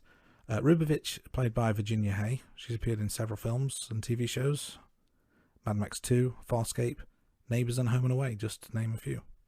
And then we see that Negros is about to assassinate Pushkin, but Bond beats him to it, or so it seems. Yeah, and this is... So the comment I made here, Andy, was, and I don't know what your view is, because we kind of discussed this before in Moonraker, where the would-be assassin was hiding in a tree with a rifle to shoot Bond.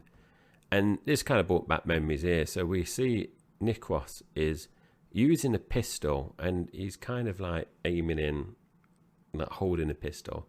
I can't remember if he's squinting or closing one eye. And I was thinking, like, he's from a balcony, and there's a bit of distance. Why is he using a pistol? It just didn't seem like the right tool to use. Surely a rifle would be more appropriate. But then I thought maybe a rifle would be harder to get in because of security, or someone would have had to hide a rifle somewhere earlier in the day to get it in. So maybe a pistol was easier to get in. That was my ramblings in terms of that scene. But I liked it because then Nikos turns the big light, I can't think what you call him, to Bond, and Bond is like, everyone sees that Bond's the assassin. Yes, that's a nice scene. And I guess, he's already hidden traps in the cafe door, and he's hidden exploding milk bottles earlier, so hiding rifles as well is probably a step too far. I made a note here. So obviously, Pushkin is not assassinated, as we find out later on. It's been faked. And the note I made here is that the fake blood in this particular scene is more realistic than the real blood that we've seen in previous films, i.e. the blood that is supposed to be clearly fake is more realistic than the blood that is supposed to be real. Does that make any sense? It does make sense, yes. Yeah. But yeah, obviously, we knew that Pushkin, it was a fake assassination, but I still like it. I thought that was a nice little fake assassination, fake blood, etc. But Bond is escaping, and he gets outside and is taken away by two women, and it turns out they work for Felix Leiter. So, Andy, I like this because Felix has returned now after a 6-film absence, and we've got a new actor. So we've now had Felix appearing in 6 Bond films, and he's played by 6 different actors. And we obviously covered this in an earlier podcast where we talked about the producers changing the Felix actors so often. But yeah, I thought that was nice that he's returned. So like the Aston Martin returning, Felix Leiter returns. Like Old Faithful is back. Interesting as well.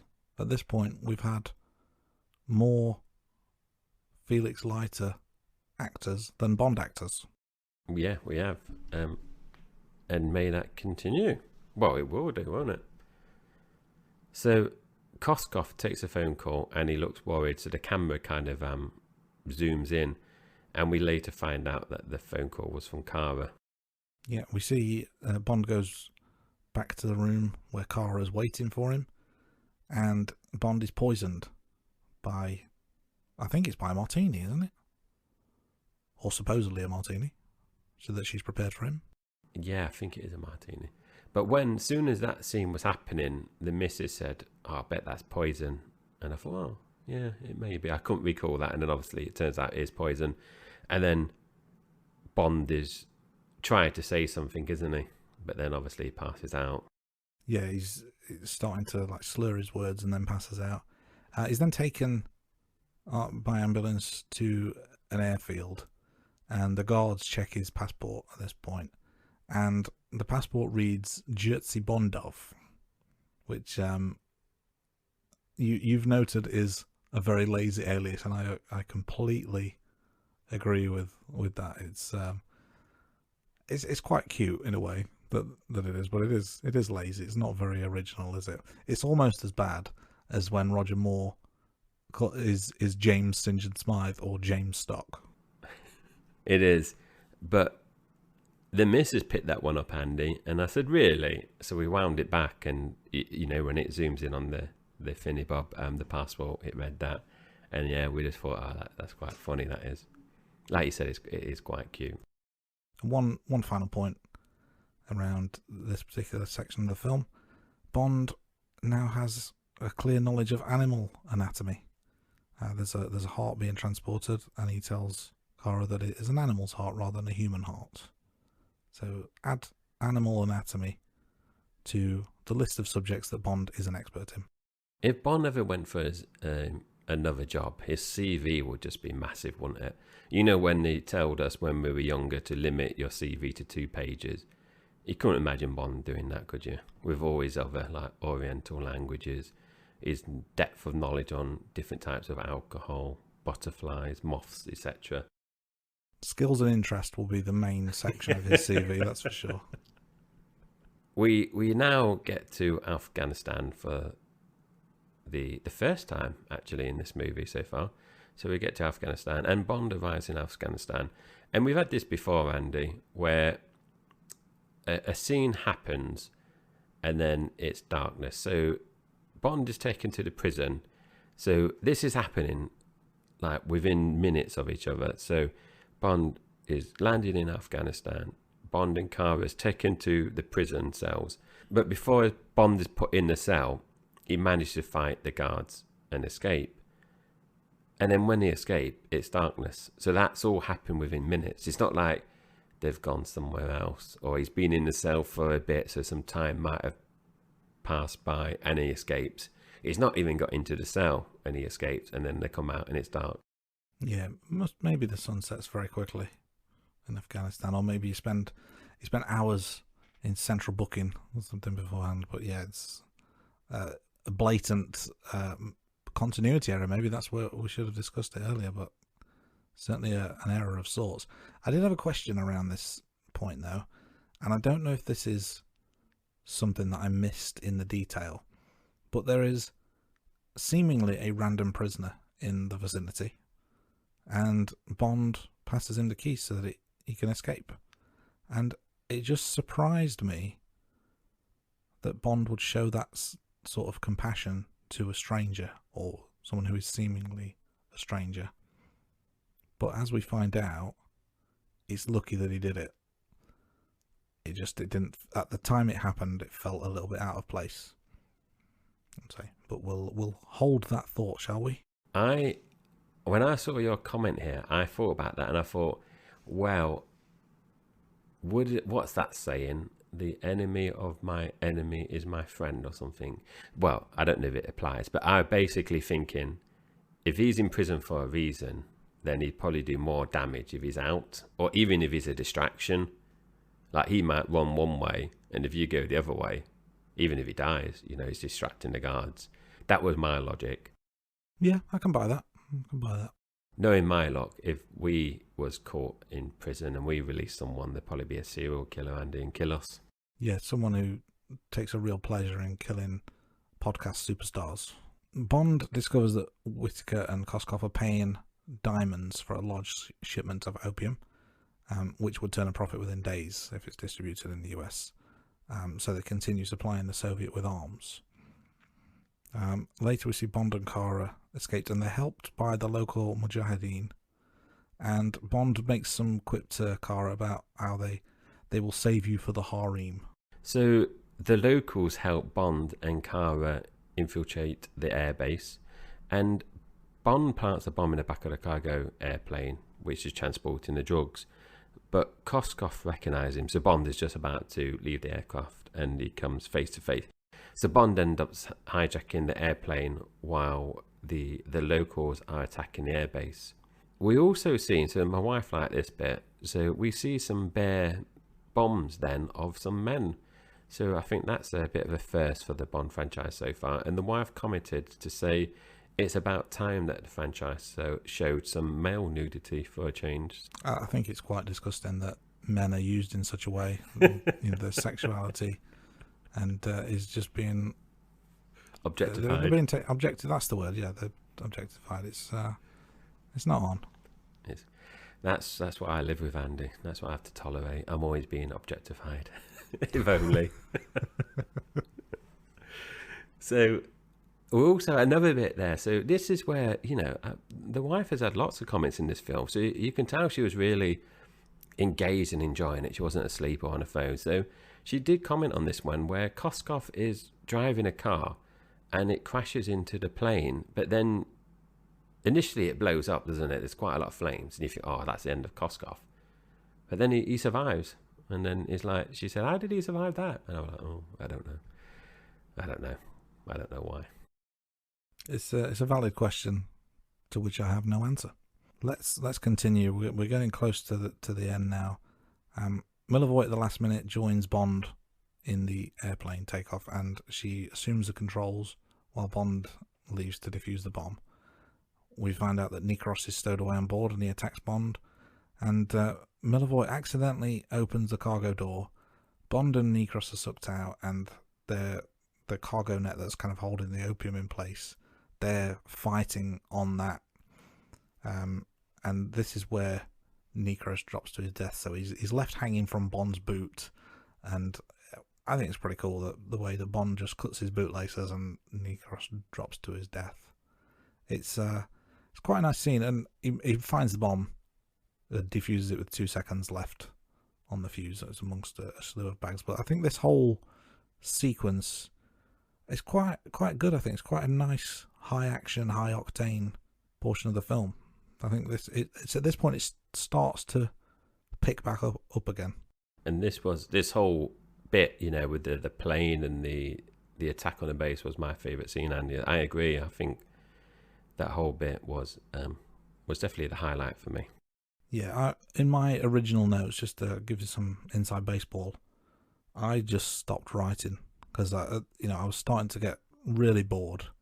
Like, the film started off on a high, went down, and then it was just getting hard to watch. But then for this scene, it did perk up. So I have to give credit. They did end on a high at least. And we move to the final part of the film. Between Tangier and London, Bond infiltrates Whittaker's residence with a bit of help from Leiter, and he pops in as General Whittaker is playing a battle in his terms, and when Bond tells him the opium is burned. Yeah, so Whittaker isn't happy, and this is where you picked this out, Andy, as a continuity error, where Whittaker's using the gun with a shield on it, but Bond manages to dispatch of Whittaker and he dies. Andy, the thought I had on that was, though, the shield on a gun seems quite practical, but you don't really see it. So there must be reasons why they don't have it, because I suppose carrying it around isn't great. But it does kind of make sense to protect you from headshots and upper chest shots. Yeah, it's a smart bit of kit, but maybe the cons outweigh the pros. Yes, to try to carry it around and everything. So the last comment for me, really, in these last scenes is Kara performs, and we see General Pushkin, and General Gogol is in attendance. Yeah, Gogol is now a diplomat in the Foreign Ministry, and it's the last time that Gogol appears in the Bond franchise. Was due to appear in more scenes, but Walter Kotel's health was somewhat deteriorating, so the scenes were reassigned to another character, which is a little bit of a sad note to end on. And finally, John Barry, the composer of the music for many of the Bond films, has a cameo role conducting the orchestra in Vienna at the end of the film. So nice for him to get his on-screen moment. Yeah, it's a nice little cameo. I'd love to do cameos, Andy. You know, if I wrote a film or directed a film, I'd be like a non-speaking part. I would love to do that. Just a little nod. So any kind of fans or anyone that like my work, they go, oh, there's Jay in the background. I wouldn't want to be like full on giving lines. It'd just be one of those like walking on parts or plays a dead body or something like that. Would you maybe take some lines but have someone else dub your voice?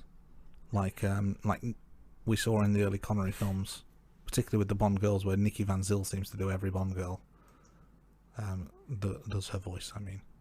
Yeah, I think, I'd do that as long as Morgan Freeman could do my voice.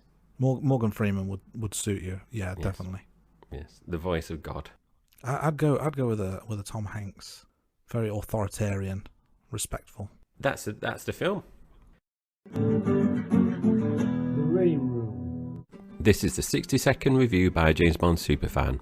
This week's reviews are provided by Toby and Stuart. Toby, you have 60 seconds. Start the clock. We are introduced to Dalton's first outing as 007 in Gibraltar with one of the most memorable pre-credit action sequences. Bond is sent to assist in the defection of a Russian general, and with early plot twists he finds himself befriending a female sniper who had tried to prevent the defection. Unconvinced by what he discovers, 007 has to escape the Eastern Bloc with her, assisted by a beautiful gadget-filled Aston Martin and a cello. Our Bond girl is not the strong character we saw in more films, but more timid. This means she has to be dragged through the film by Bond, sometimes literally. Action includes the aforementioned opening scene, one of the greatest car chases of any Bond, rooftop set piece set in Tunisia, and a grand battle set in a Russian airbase in Afghanistan. Our villains are less memorable, but Dalton eases into the role with panache. A shame he didn't do more films, as he got the balance right, playing it grittier with a more serious and imposing approach than his predecessor. This is a film that will normally find its way into a Bond fan's top 3. A solid 9 out of 10 for the film, and 9 out of 10 for Dalton's performance. Stuart, you have 60 seconds. Start the clock. Once more onto the breach, dear friends. It's time for Bond meets Shakespeare meets Victor Meldrew. I don't believe it, it's the start of the Dalton era.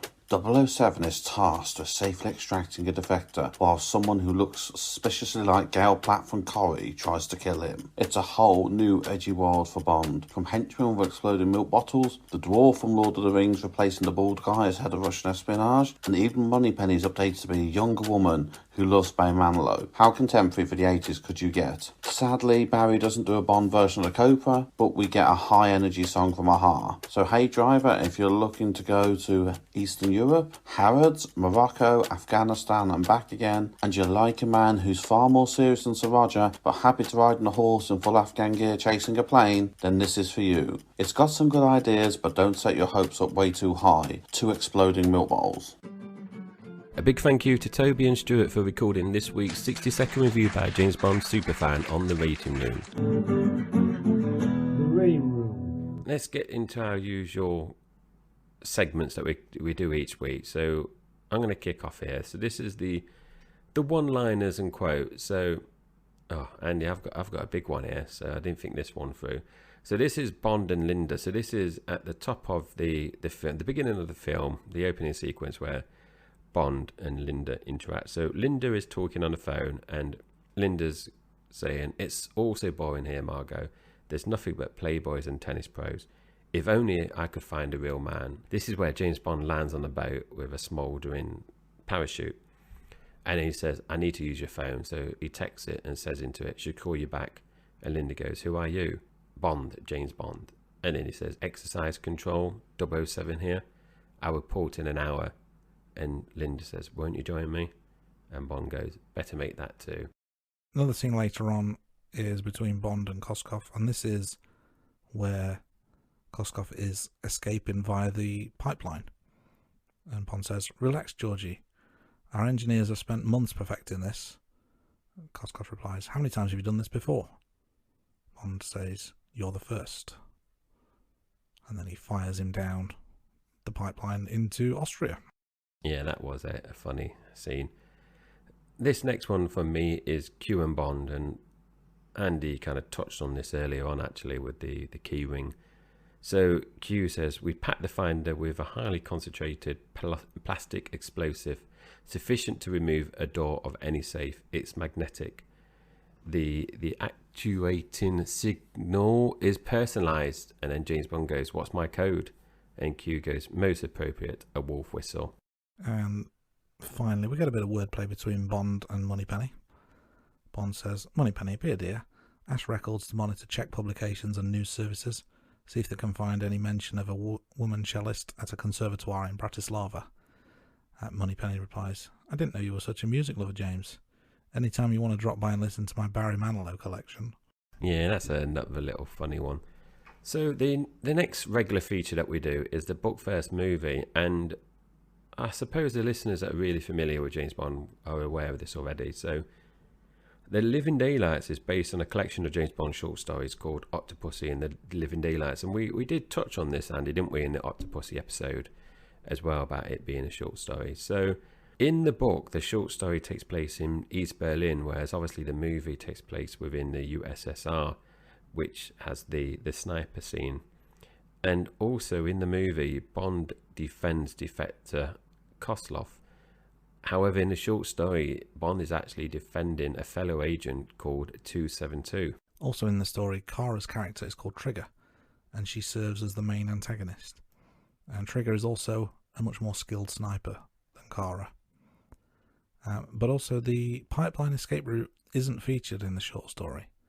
And if I was guessing, I would say that's probably a timing issue. Maybe the pipeline only existed later on. I mean, obviously the film was from 87. The book would be what, late 50s, early 60s, maybe. So a lot of time has passed. I don't know that. I'm just kind of guessing. I don't know. Don't know. Either cut that or Google it quickly and then pull it in. What do you want to do? I'm not going to Google Russian pipelines not this day and age. We'll leave it.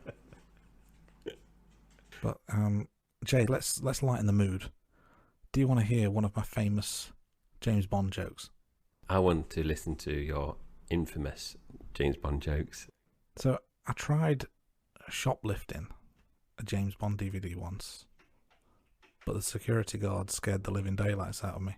That's a good one, and that is topical. You've linked it in with the film that we watched this week. Are you ready? Let's start the quiz.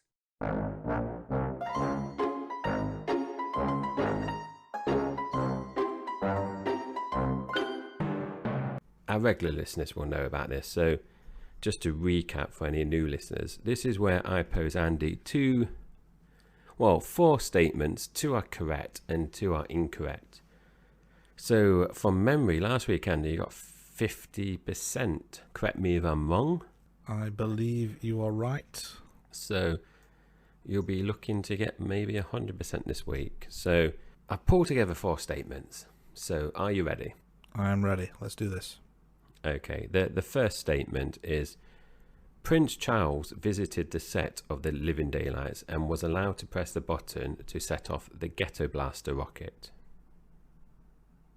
The second statement, Maud Adams, who played Andrea Anders in The Man with the Golden Gun and Octopussy in Octopussy, was friends with the producers. She helped screen test actors to play Bond, as she had experience of playing 2 Bond girls previously.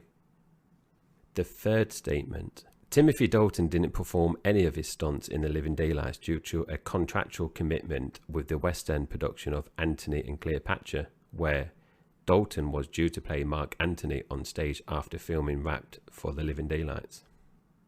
And the fourth and last statement, Christopher Reeve, famous for playing Superman, turned down $1 million offer from Albert Broccoli to play Bond in this film. Would you like me to repeat any of these, Andy? I think I jotted them down correctly. This is another interesting bunch.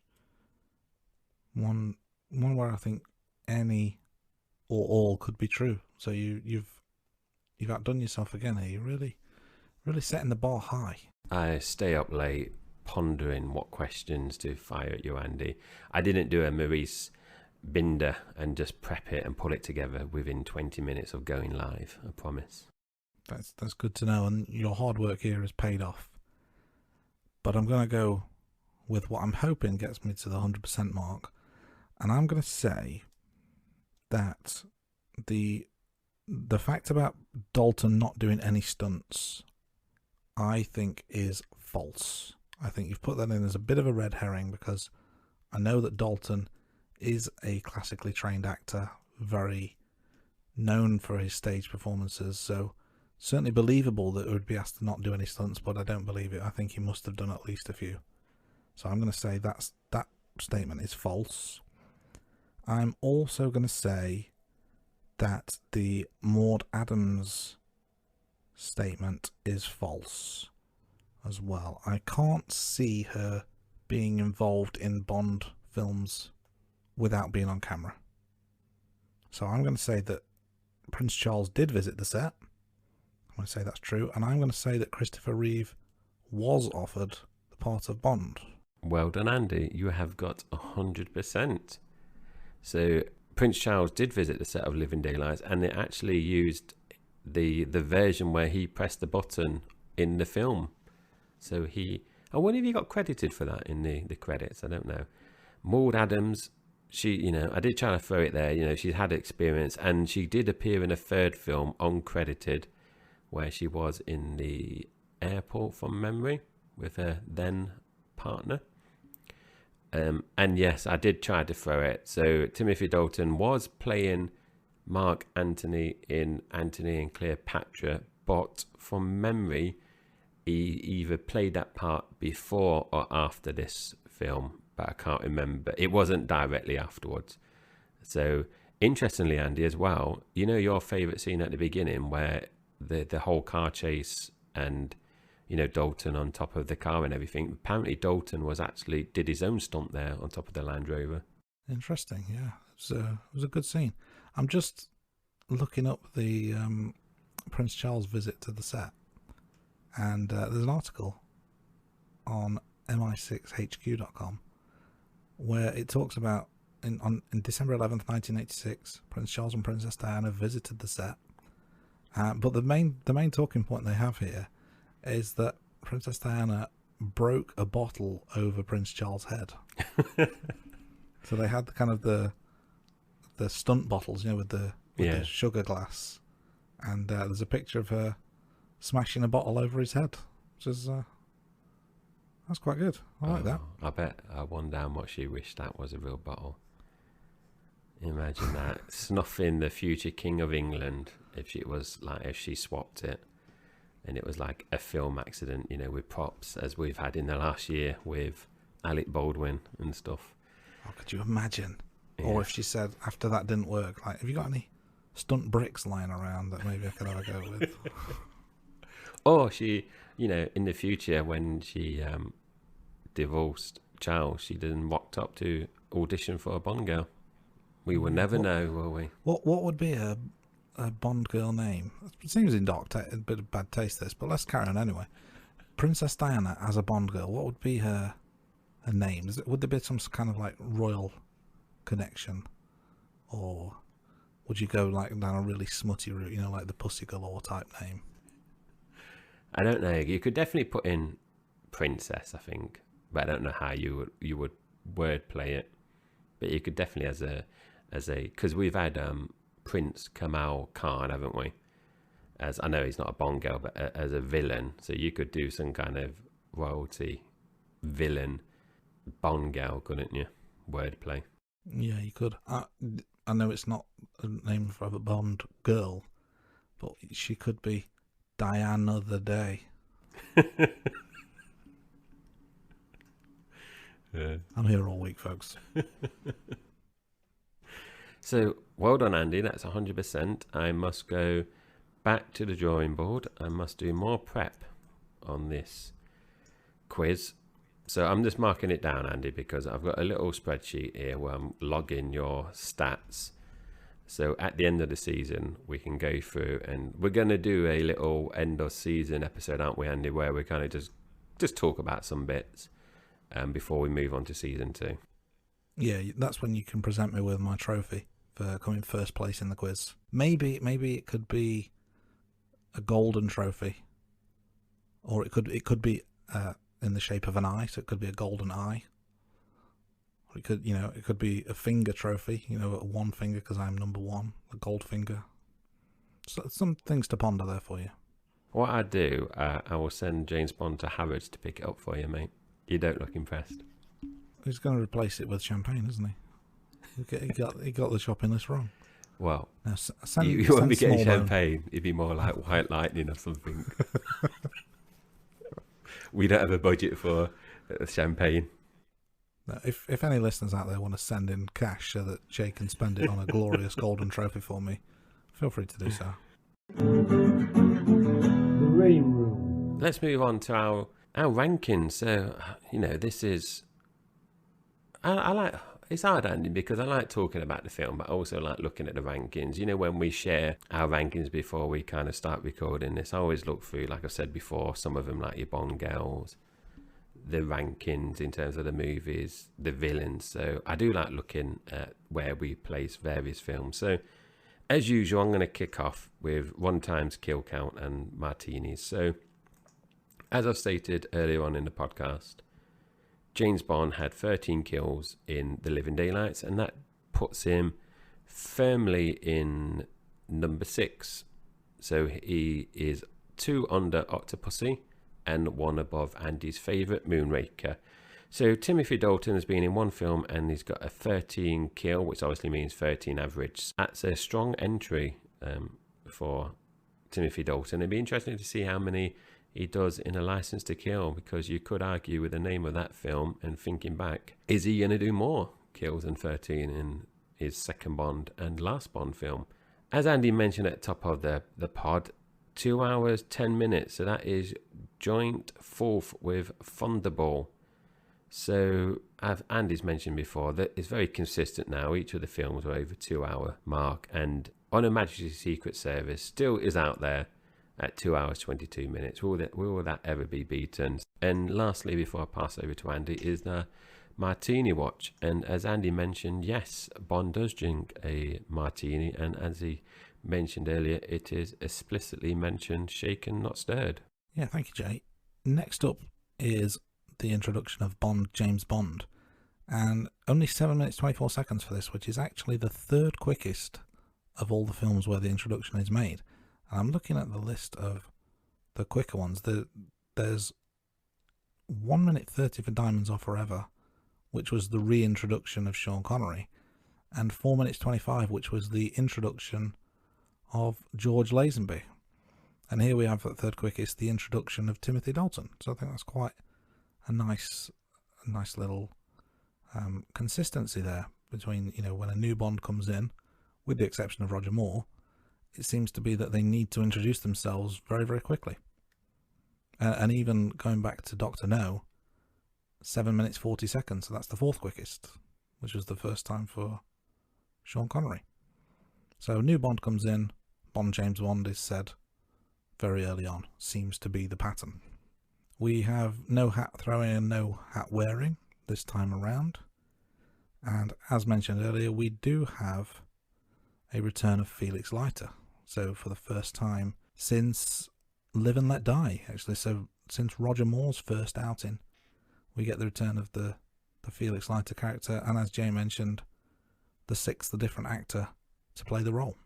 Jay also touched on the box office stats earlier. So 191.2 million was the actual box office. Adjusted for inflation, that is now 487.8 million. Which puts it second to bottom, just above A View to a Kill. But in terms of actual box office, it's pretty healthy, it has to be said. I believe that's the 3rd highest total, behind For Your Eyes Only and Moonraker. So still a respectable effort, and certainly very, very healthy in terms of the profit margin. Definitely. So moving on to Bond girls. So this is... We've only had 2 Bond girls in this one, Andy, so this one should be quite short because there's not really much to talk about compared to A View to a Kill, where obviously we had a few more. So we've got Cara and Linda. So Andy, with this one, I struggled a little bit because I start off with Linda. She's obviously only in it during the beginning scene with the yacht, but I do think, she has got some good dialogue there, but for me, it doesn't push her that high. So she goes in at number 50 out of 55. So that's just above Log Cabin Girl, that is. Now, Cara was a bit difficult, Andy, because as you know, we've mentioned before, the way that I work it is either start from top or bottom and then literally put her in and then start moving her up or down depending on where I start that week.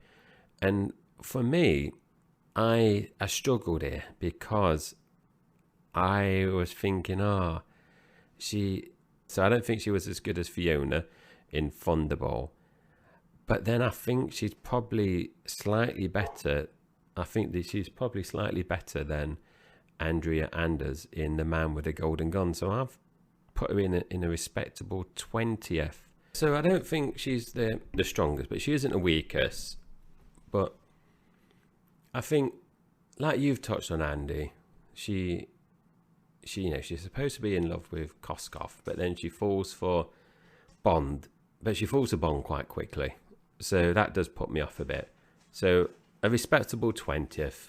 What about you? That's enough of my rambling on. Where did you put Cara and Linda? I was not a fan of Cara. I know she was the main Bond girl of the film, but she didn't have the right aura, didn't have the right presentation. There was that, we talked about the inconsistency and the dynamic between the two just felt all wrong. So I wasn't a fan at all.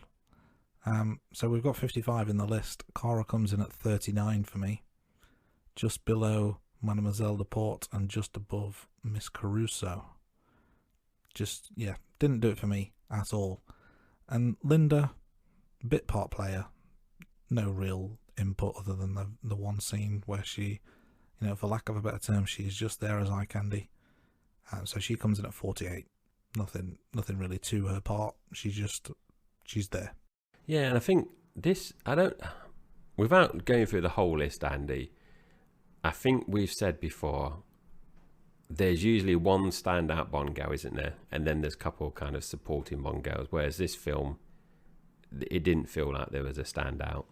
I agree completely. She was clearly the main Bond girl, but she did nothing to stand out, I think is why her rating's so low.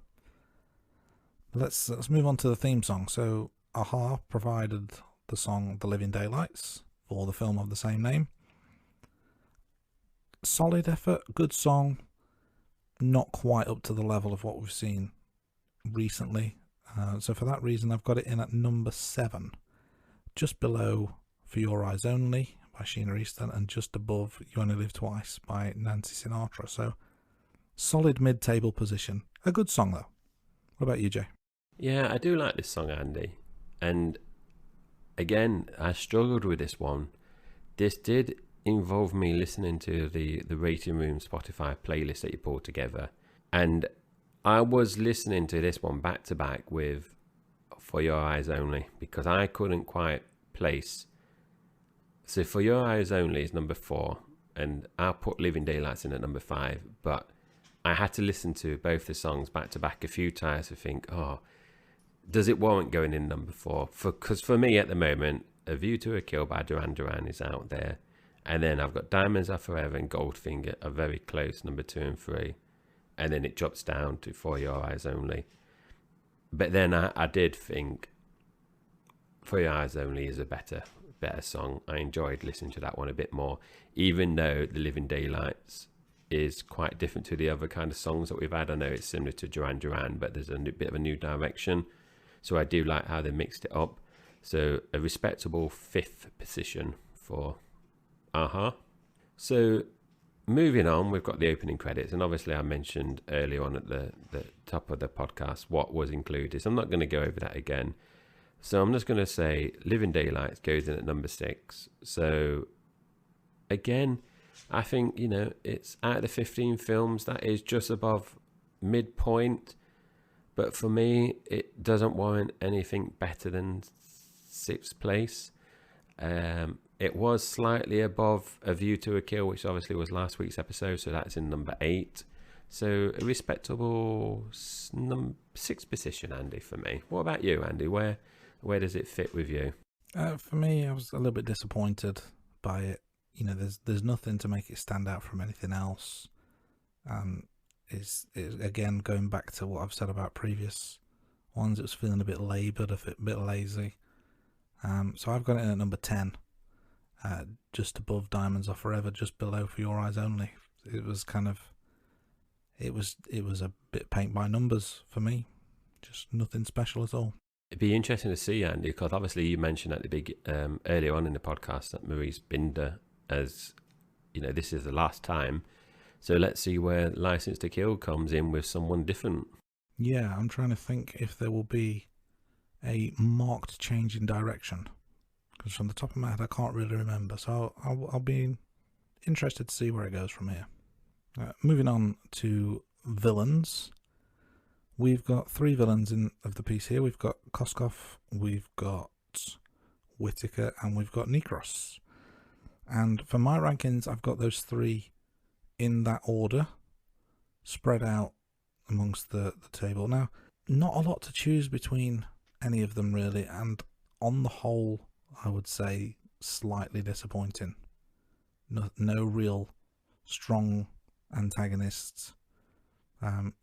And maybe this is another contributing factor to the rating that I gave it, but for me, all 3 were somewhat disappointing. So we've got 45 villains in total now. I've got Koskov in at 27, just above Scaramanga. I've got Whitaker in at 32, just below Blofeld from Thunderball and just above Dr. Mortner from A View to a Kill. And Nikros in at 35, just below Emilio Leopold Locke. Also all there or thereabouts, but bottom half of the table. Just, yeah, not the strongest villains by any means. Do you agree or disagree with that assessment? I totally agree with you, Andy. And I don't know what you thought of when you saw my rankings. And listeners, once they see the rankings on our website or social medias, you might be thinking, Jay, you're just being lazy this week. And I'm not, because I'll put them in 26th, 27th and 28th. So they're not spread out at all. But exactly for the point that Andy just mentioned, there was very little between them. And honestly, for me, they could have gone in any order, but all grouped together. They just didn't do it for me. Especially Koskov, because there's bits in the film, Andy, and I can't remember exactly the scenes, but it's like where he goes, "Oh, James," and he's like trying to give James a hug and everything, and he's just really over familiar. And I think he's probably trying to play a character that he's innocent and nothing to be worried about type of person. But all that, how he acts, is just like really weak, and it was just really annoying. But then Brad Whitaker, I just don't think that's a good character as well. So Nikros could have been at the top 3, but because he's a henchman and he's being led by the other 2, that's why I don't think he wants to be above the other 2. So for me, I couldn't separate them, and that's why I put them in at 26, 27 and 28th. If there were stronger villains in this film, I think that would have pushed the film up by 1 or 2 points as well. If they had a stronger Bond girl, a stronger primary villain, you could, Nikros would be fine in there.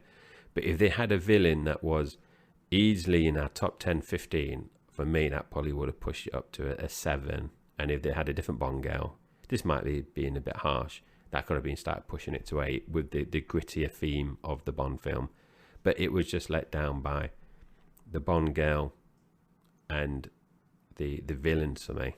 Yeah, hard to argue that. I think they're all contributing factors, and when you put them all together, that's what leads to the decisions and the rankings that we've come up with. Yeah, and our villains, we do have a bit of difference, but our villains are not as much as Bond girls, but our villains are largely around the similar places, aren't they, really? So moving on now, so the movies, obviously at the top of the podcast, we went into a bit more in depth, didn't we, than we usually do at the beginning, so I'm not going to go much deeper here. So I gave Living Daylight 6 out of 10, and as we've said before, we're not having joint positions in the movies. So on my list, Live and Let Die has 6 out of 10. You Only Live Twice and Octopussy both have 6 out of 10. So the Living Daylights comes in at 6 out of 10. So where did I put Living Daylights?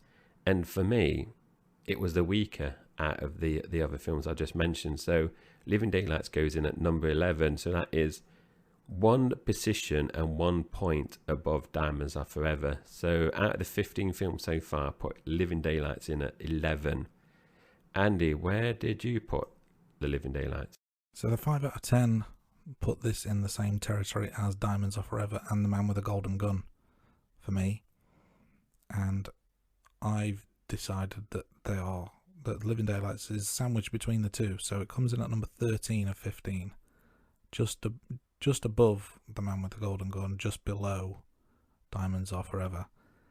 And I won't want to labour the point, but this could have been very, very high up the list had it continued as it started. But it went downhill quite quickly for me, and everything we've mentioned in terms of the acting, the Bond girls, the villains, have all contributed to its downfall. So it's third bottom as things stand. Now, in terms of obviously movies by actor, it's the first one of Dalton, so by default goes into first place for the Dalton films. And there's obviously only two to choose from, so next week we'll figure out whether it is top or bottom. Yeah, there's not much really to say, like Andy said. So I'm going to move on to Bond actors. So this is nice. We've got a new Bond actor now, because obviously we've had Roger Moore for 7 weeks on the trot, and he never moved from his second position when we watched the film, so he was consistently in second place. So Timothy Dalton, where does he come in? So we've had 4 actors so far play Timothy Dalton, and I've put Timothy Dalton in at number 4 out of 4. And for me, the film wasn't great. As I said, the Bond girls wasn't great. The villains wasn't great. Whereas Jules Lazenby, even though it's totally different in terms of how they portrayed James Bond, On Her Majesty's Secret Service is such a good film that I think it's hard to put Timothy Dalton above Jules Lazenby at the moment, especially on a one-film showing. That might change next week when we watch License to Kill. But for me, comes in at 4th, so bottom of the pile so far. Andy? I have to agree. And I'm just looking back at our predetermined rankings. I had Dalton and Lazenby the other way round. But I think upon reflection of watching both of those films back recently, Lazenby's performance was stronger than Dalton's. And although he took it in a very different direction to Connery, he was at least consistent. It was a very defined approach that he took, whereas Dalton, for me, on the evidence of this one film alone, hasn't really found his identity as Bond. It seems to be going in too many different directions. He needs to settle on a direction and go with it. Too inconsistent for me. So he's currently bottom of the pile. That's it really, Andy, in terms of our rankings. Do you want to say anything before we sign off? I'm not going to end with anything funny or witty at this stage. I just want to give you a statistic, and that is, up till now, James Bond has killed 180 people. That is a stat. But only next week is he finally going to get his license to kill. Thanks for listening, everyone. When it comes to talking sports, they're the authority. Locked Up Sports. Whether you're a diehard fan or just a casual observer, we guarantee you'll enjoy our show. It's like saying you're a sanitation engineer, but you're a janitor. We'll take a couple minutes off from Bob anytime. 50% of me is better than 100% of a lot of people. Just ask my wife. Put that one in the vault. Bob Walters and Brett Grosso break down the New York teams like nobody else can. The Jets are 4-2. 4-2. The Giants are 5-1. We have good football teams again. They don't need McCaffrey now. And to be honest with you, McCaffrey's not going to be the player. He's never going to be the player he was. Trades, they very, very rarely affect the line. They're playing the Chiefs. Full point change because McCaffrey goes that direction. We didn't get Scherzer for a 2-hit shutout in July. We got Scherzer for Friday night. What a disaster that was. Let Locked Up Sports be your go-to source for sports talk. Listen anytime, wherever you get your podcast. New episodes drop every Friday night. Well, that's this week's episode done. We hope you enjoyed it. Special thanks to the band Sugar Tongue for the theme tune to The Rating Room, You can find them on all the usual social media channels, and be sure to check out their song The System, available now on Spotify. You can find and message us on Twitter, Facebook, TikTok, and Instagram by searching The Rating Room. You'll find all our social media links on our website, theratingroom.com, and subscribe to our YouTube channel. Or feel free to drop us an email at theratingroom@gmail.com. Goodbye, thanks for listening, and we'll see you next week, right here on The Rating Room.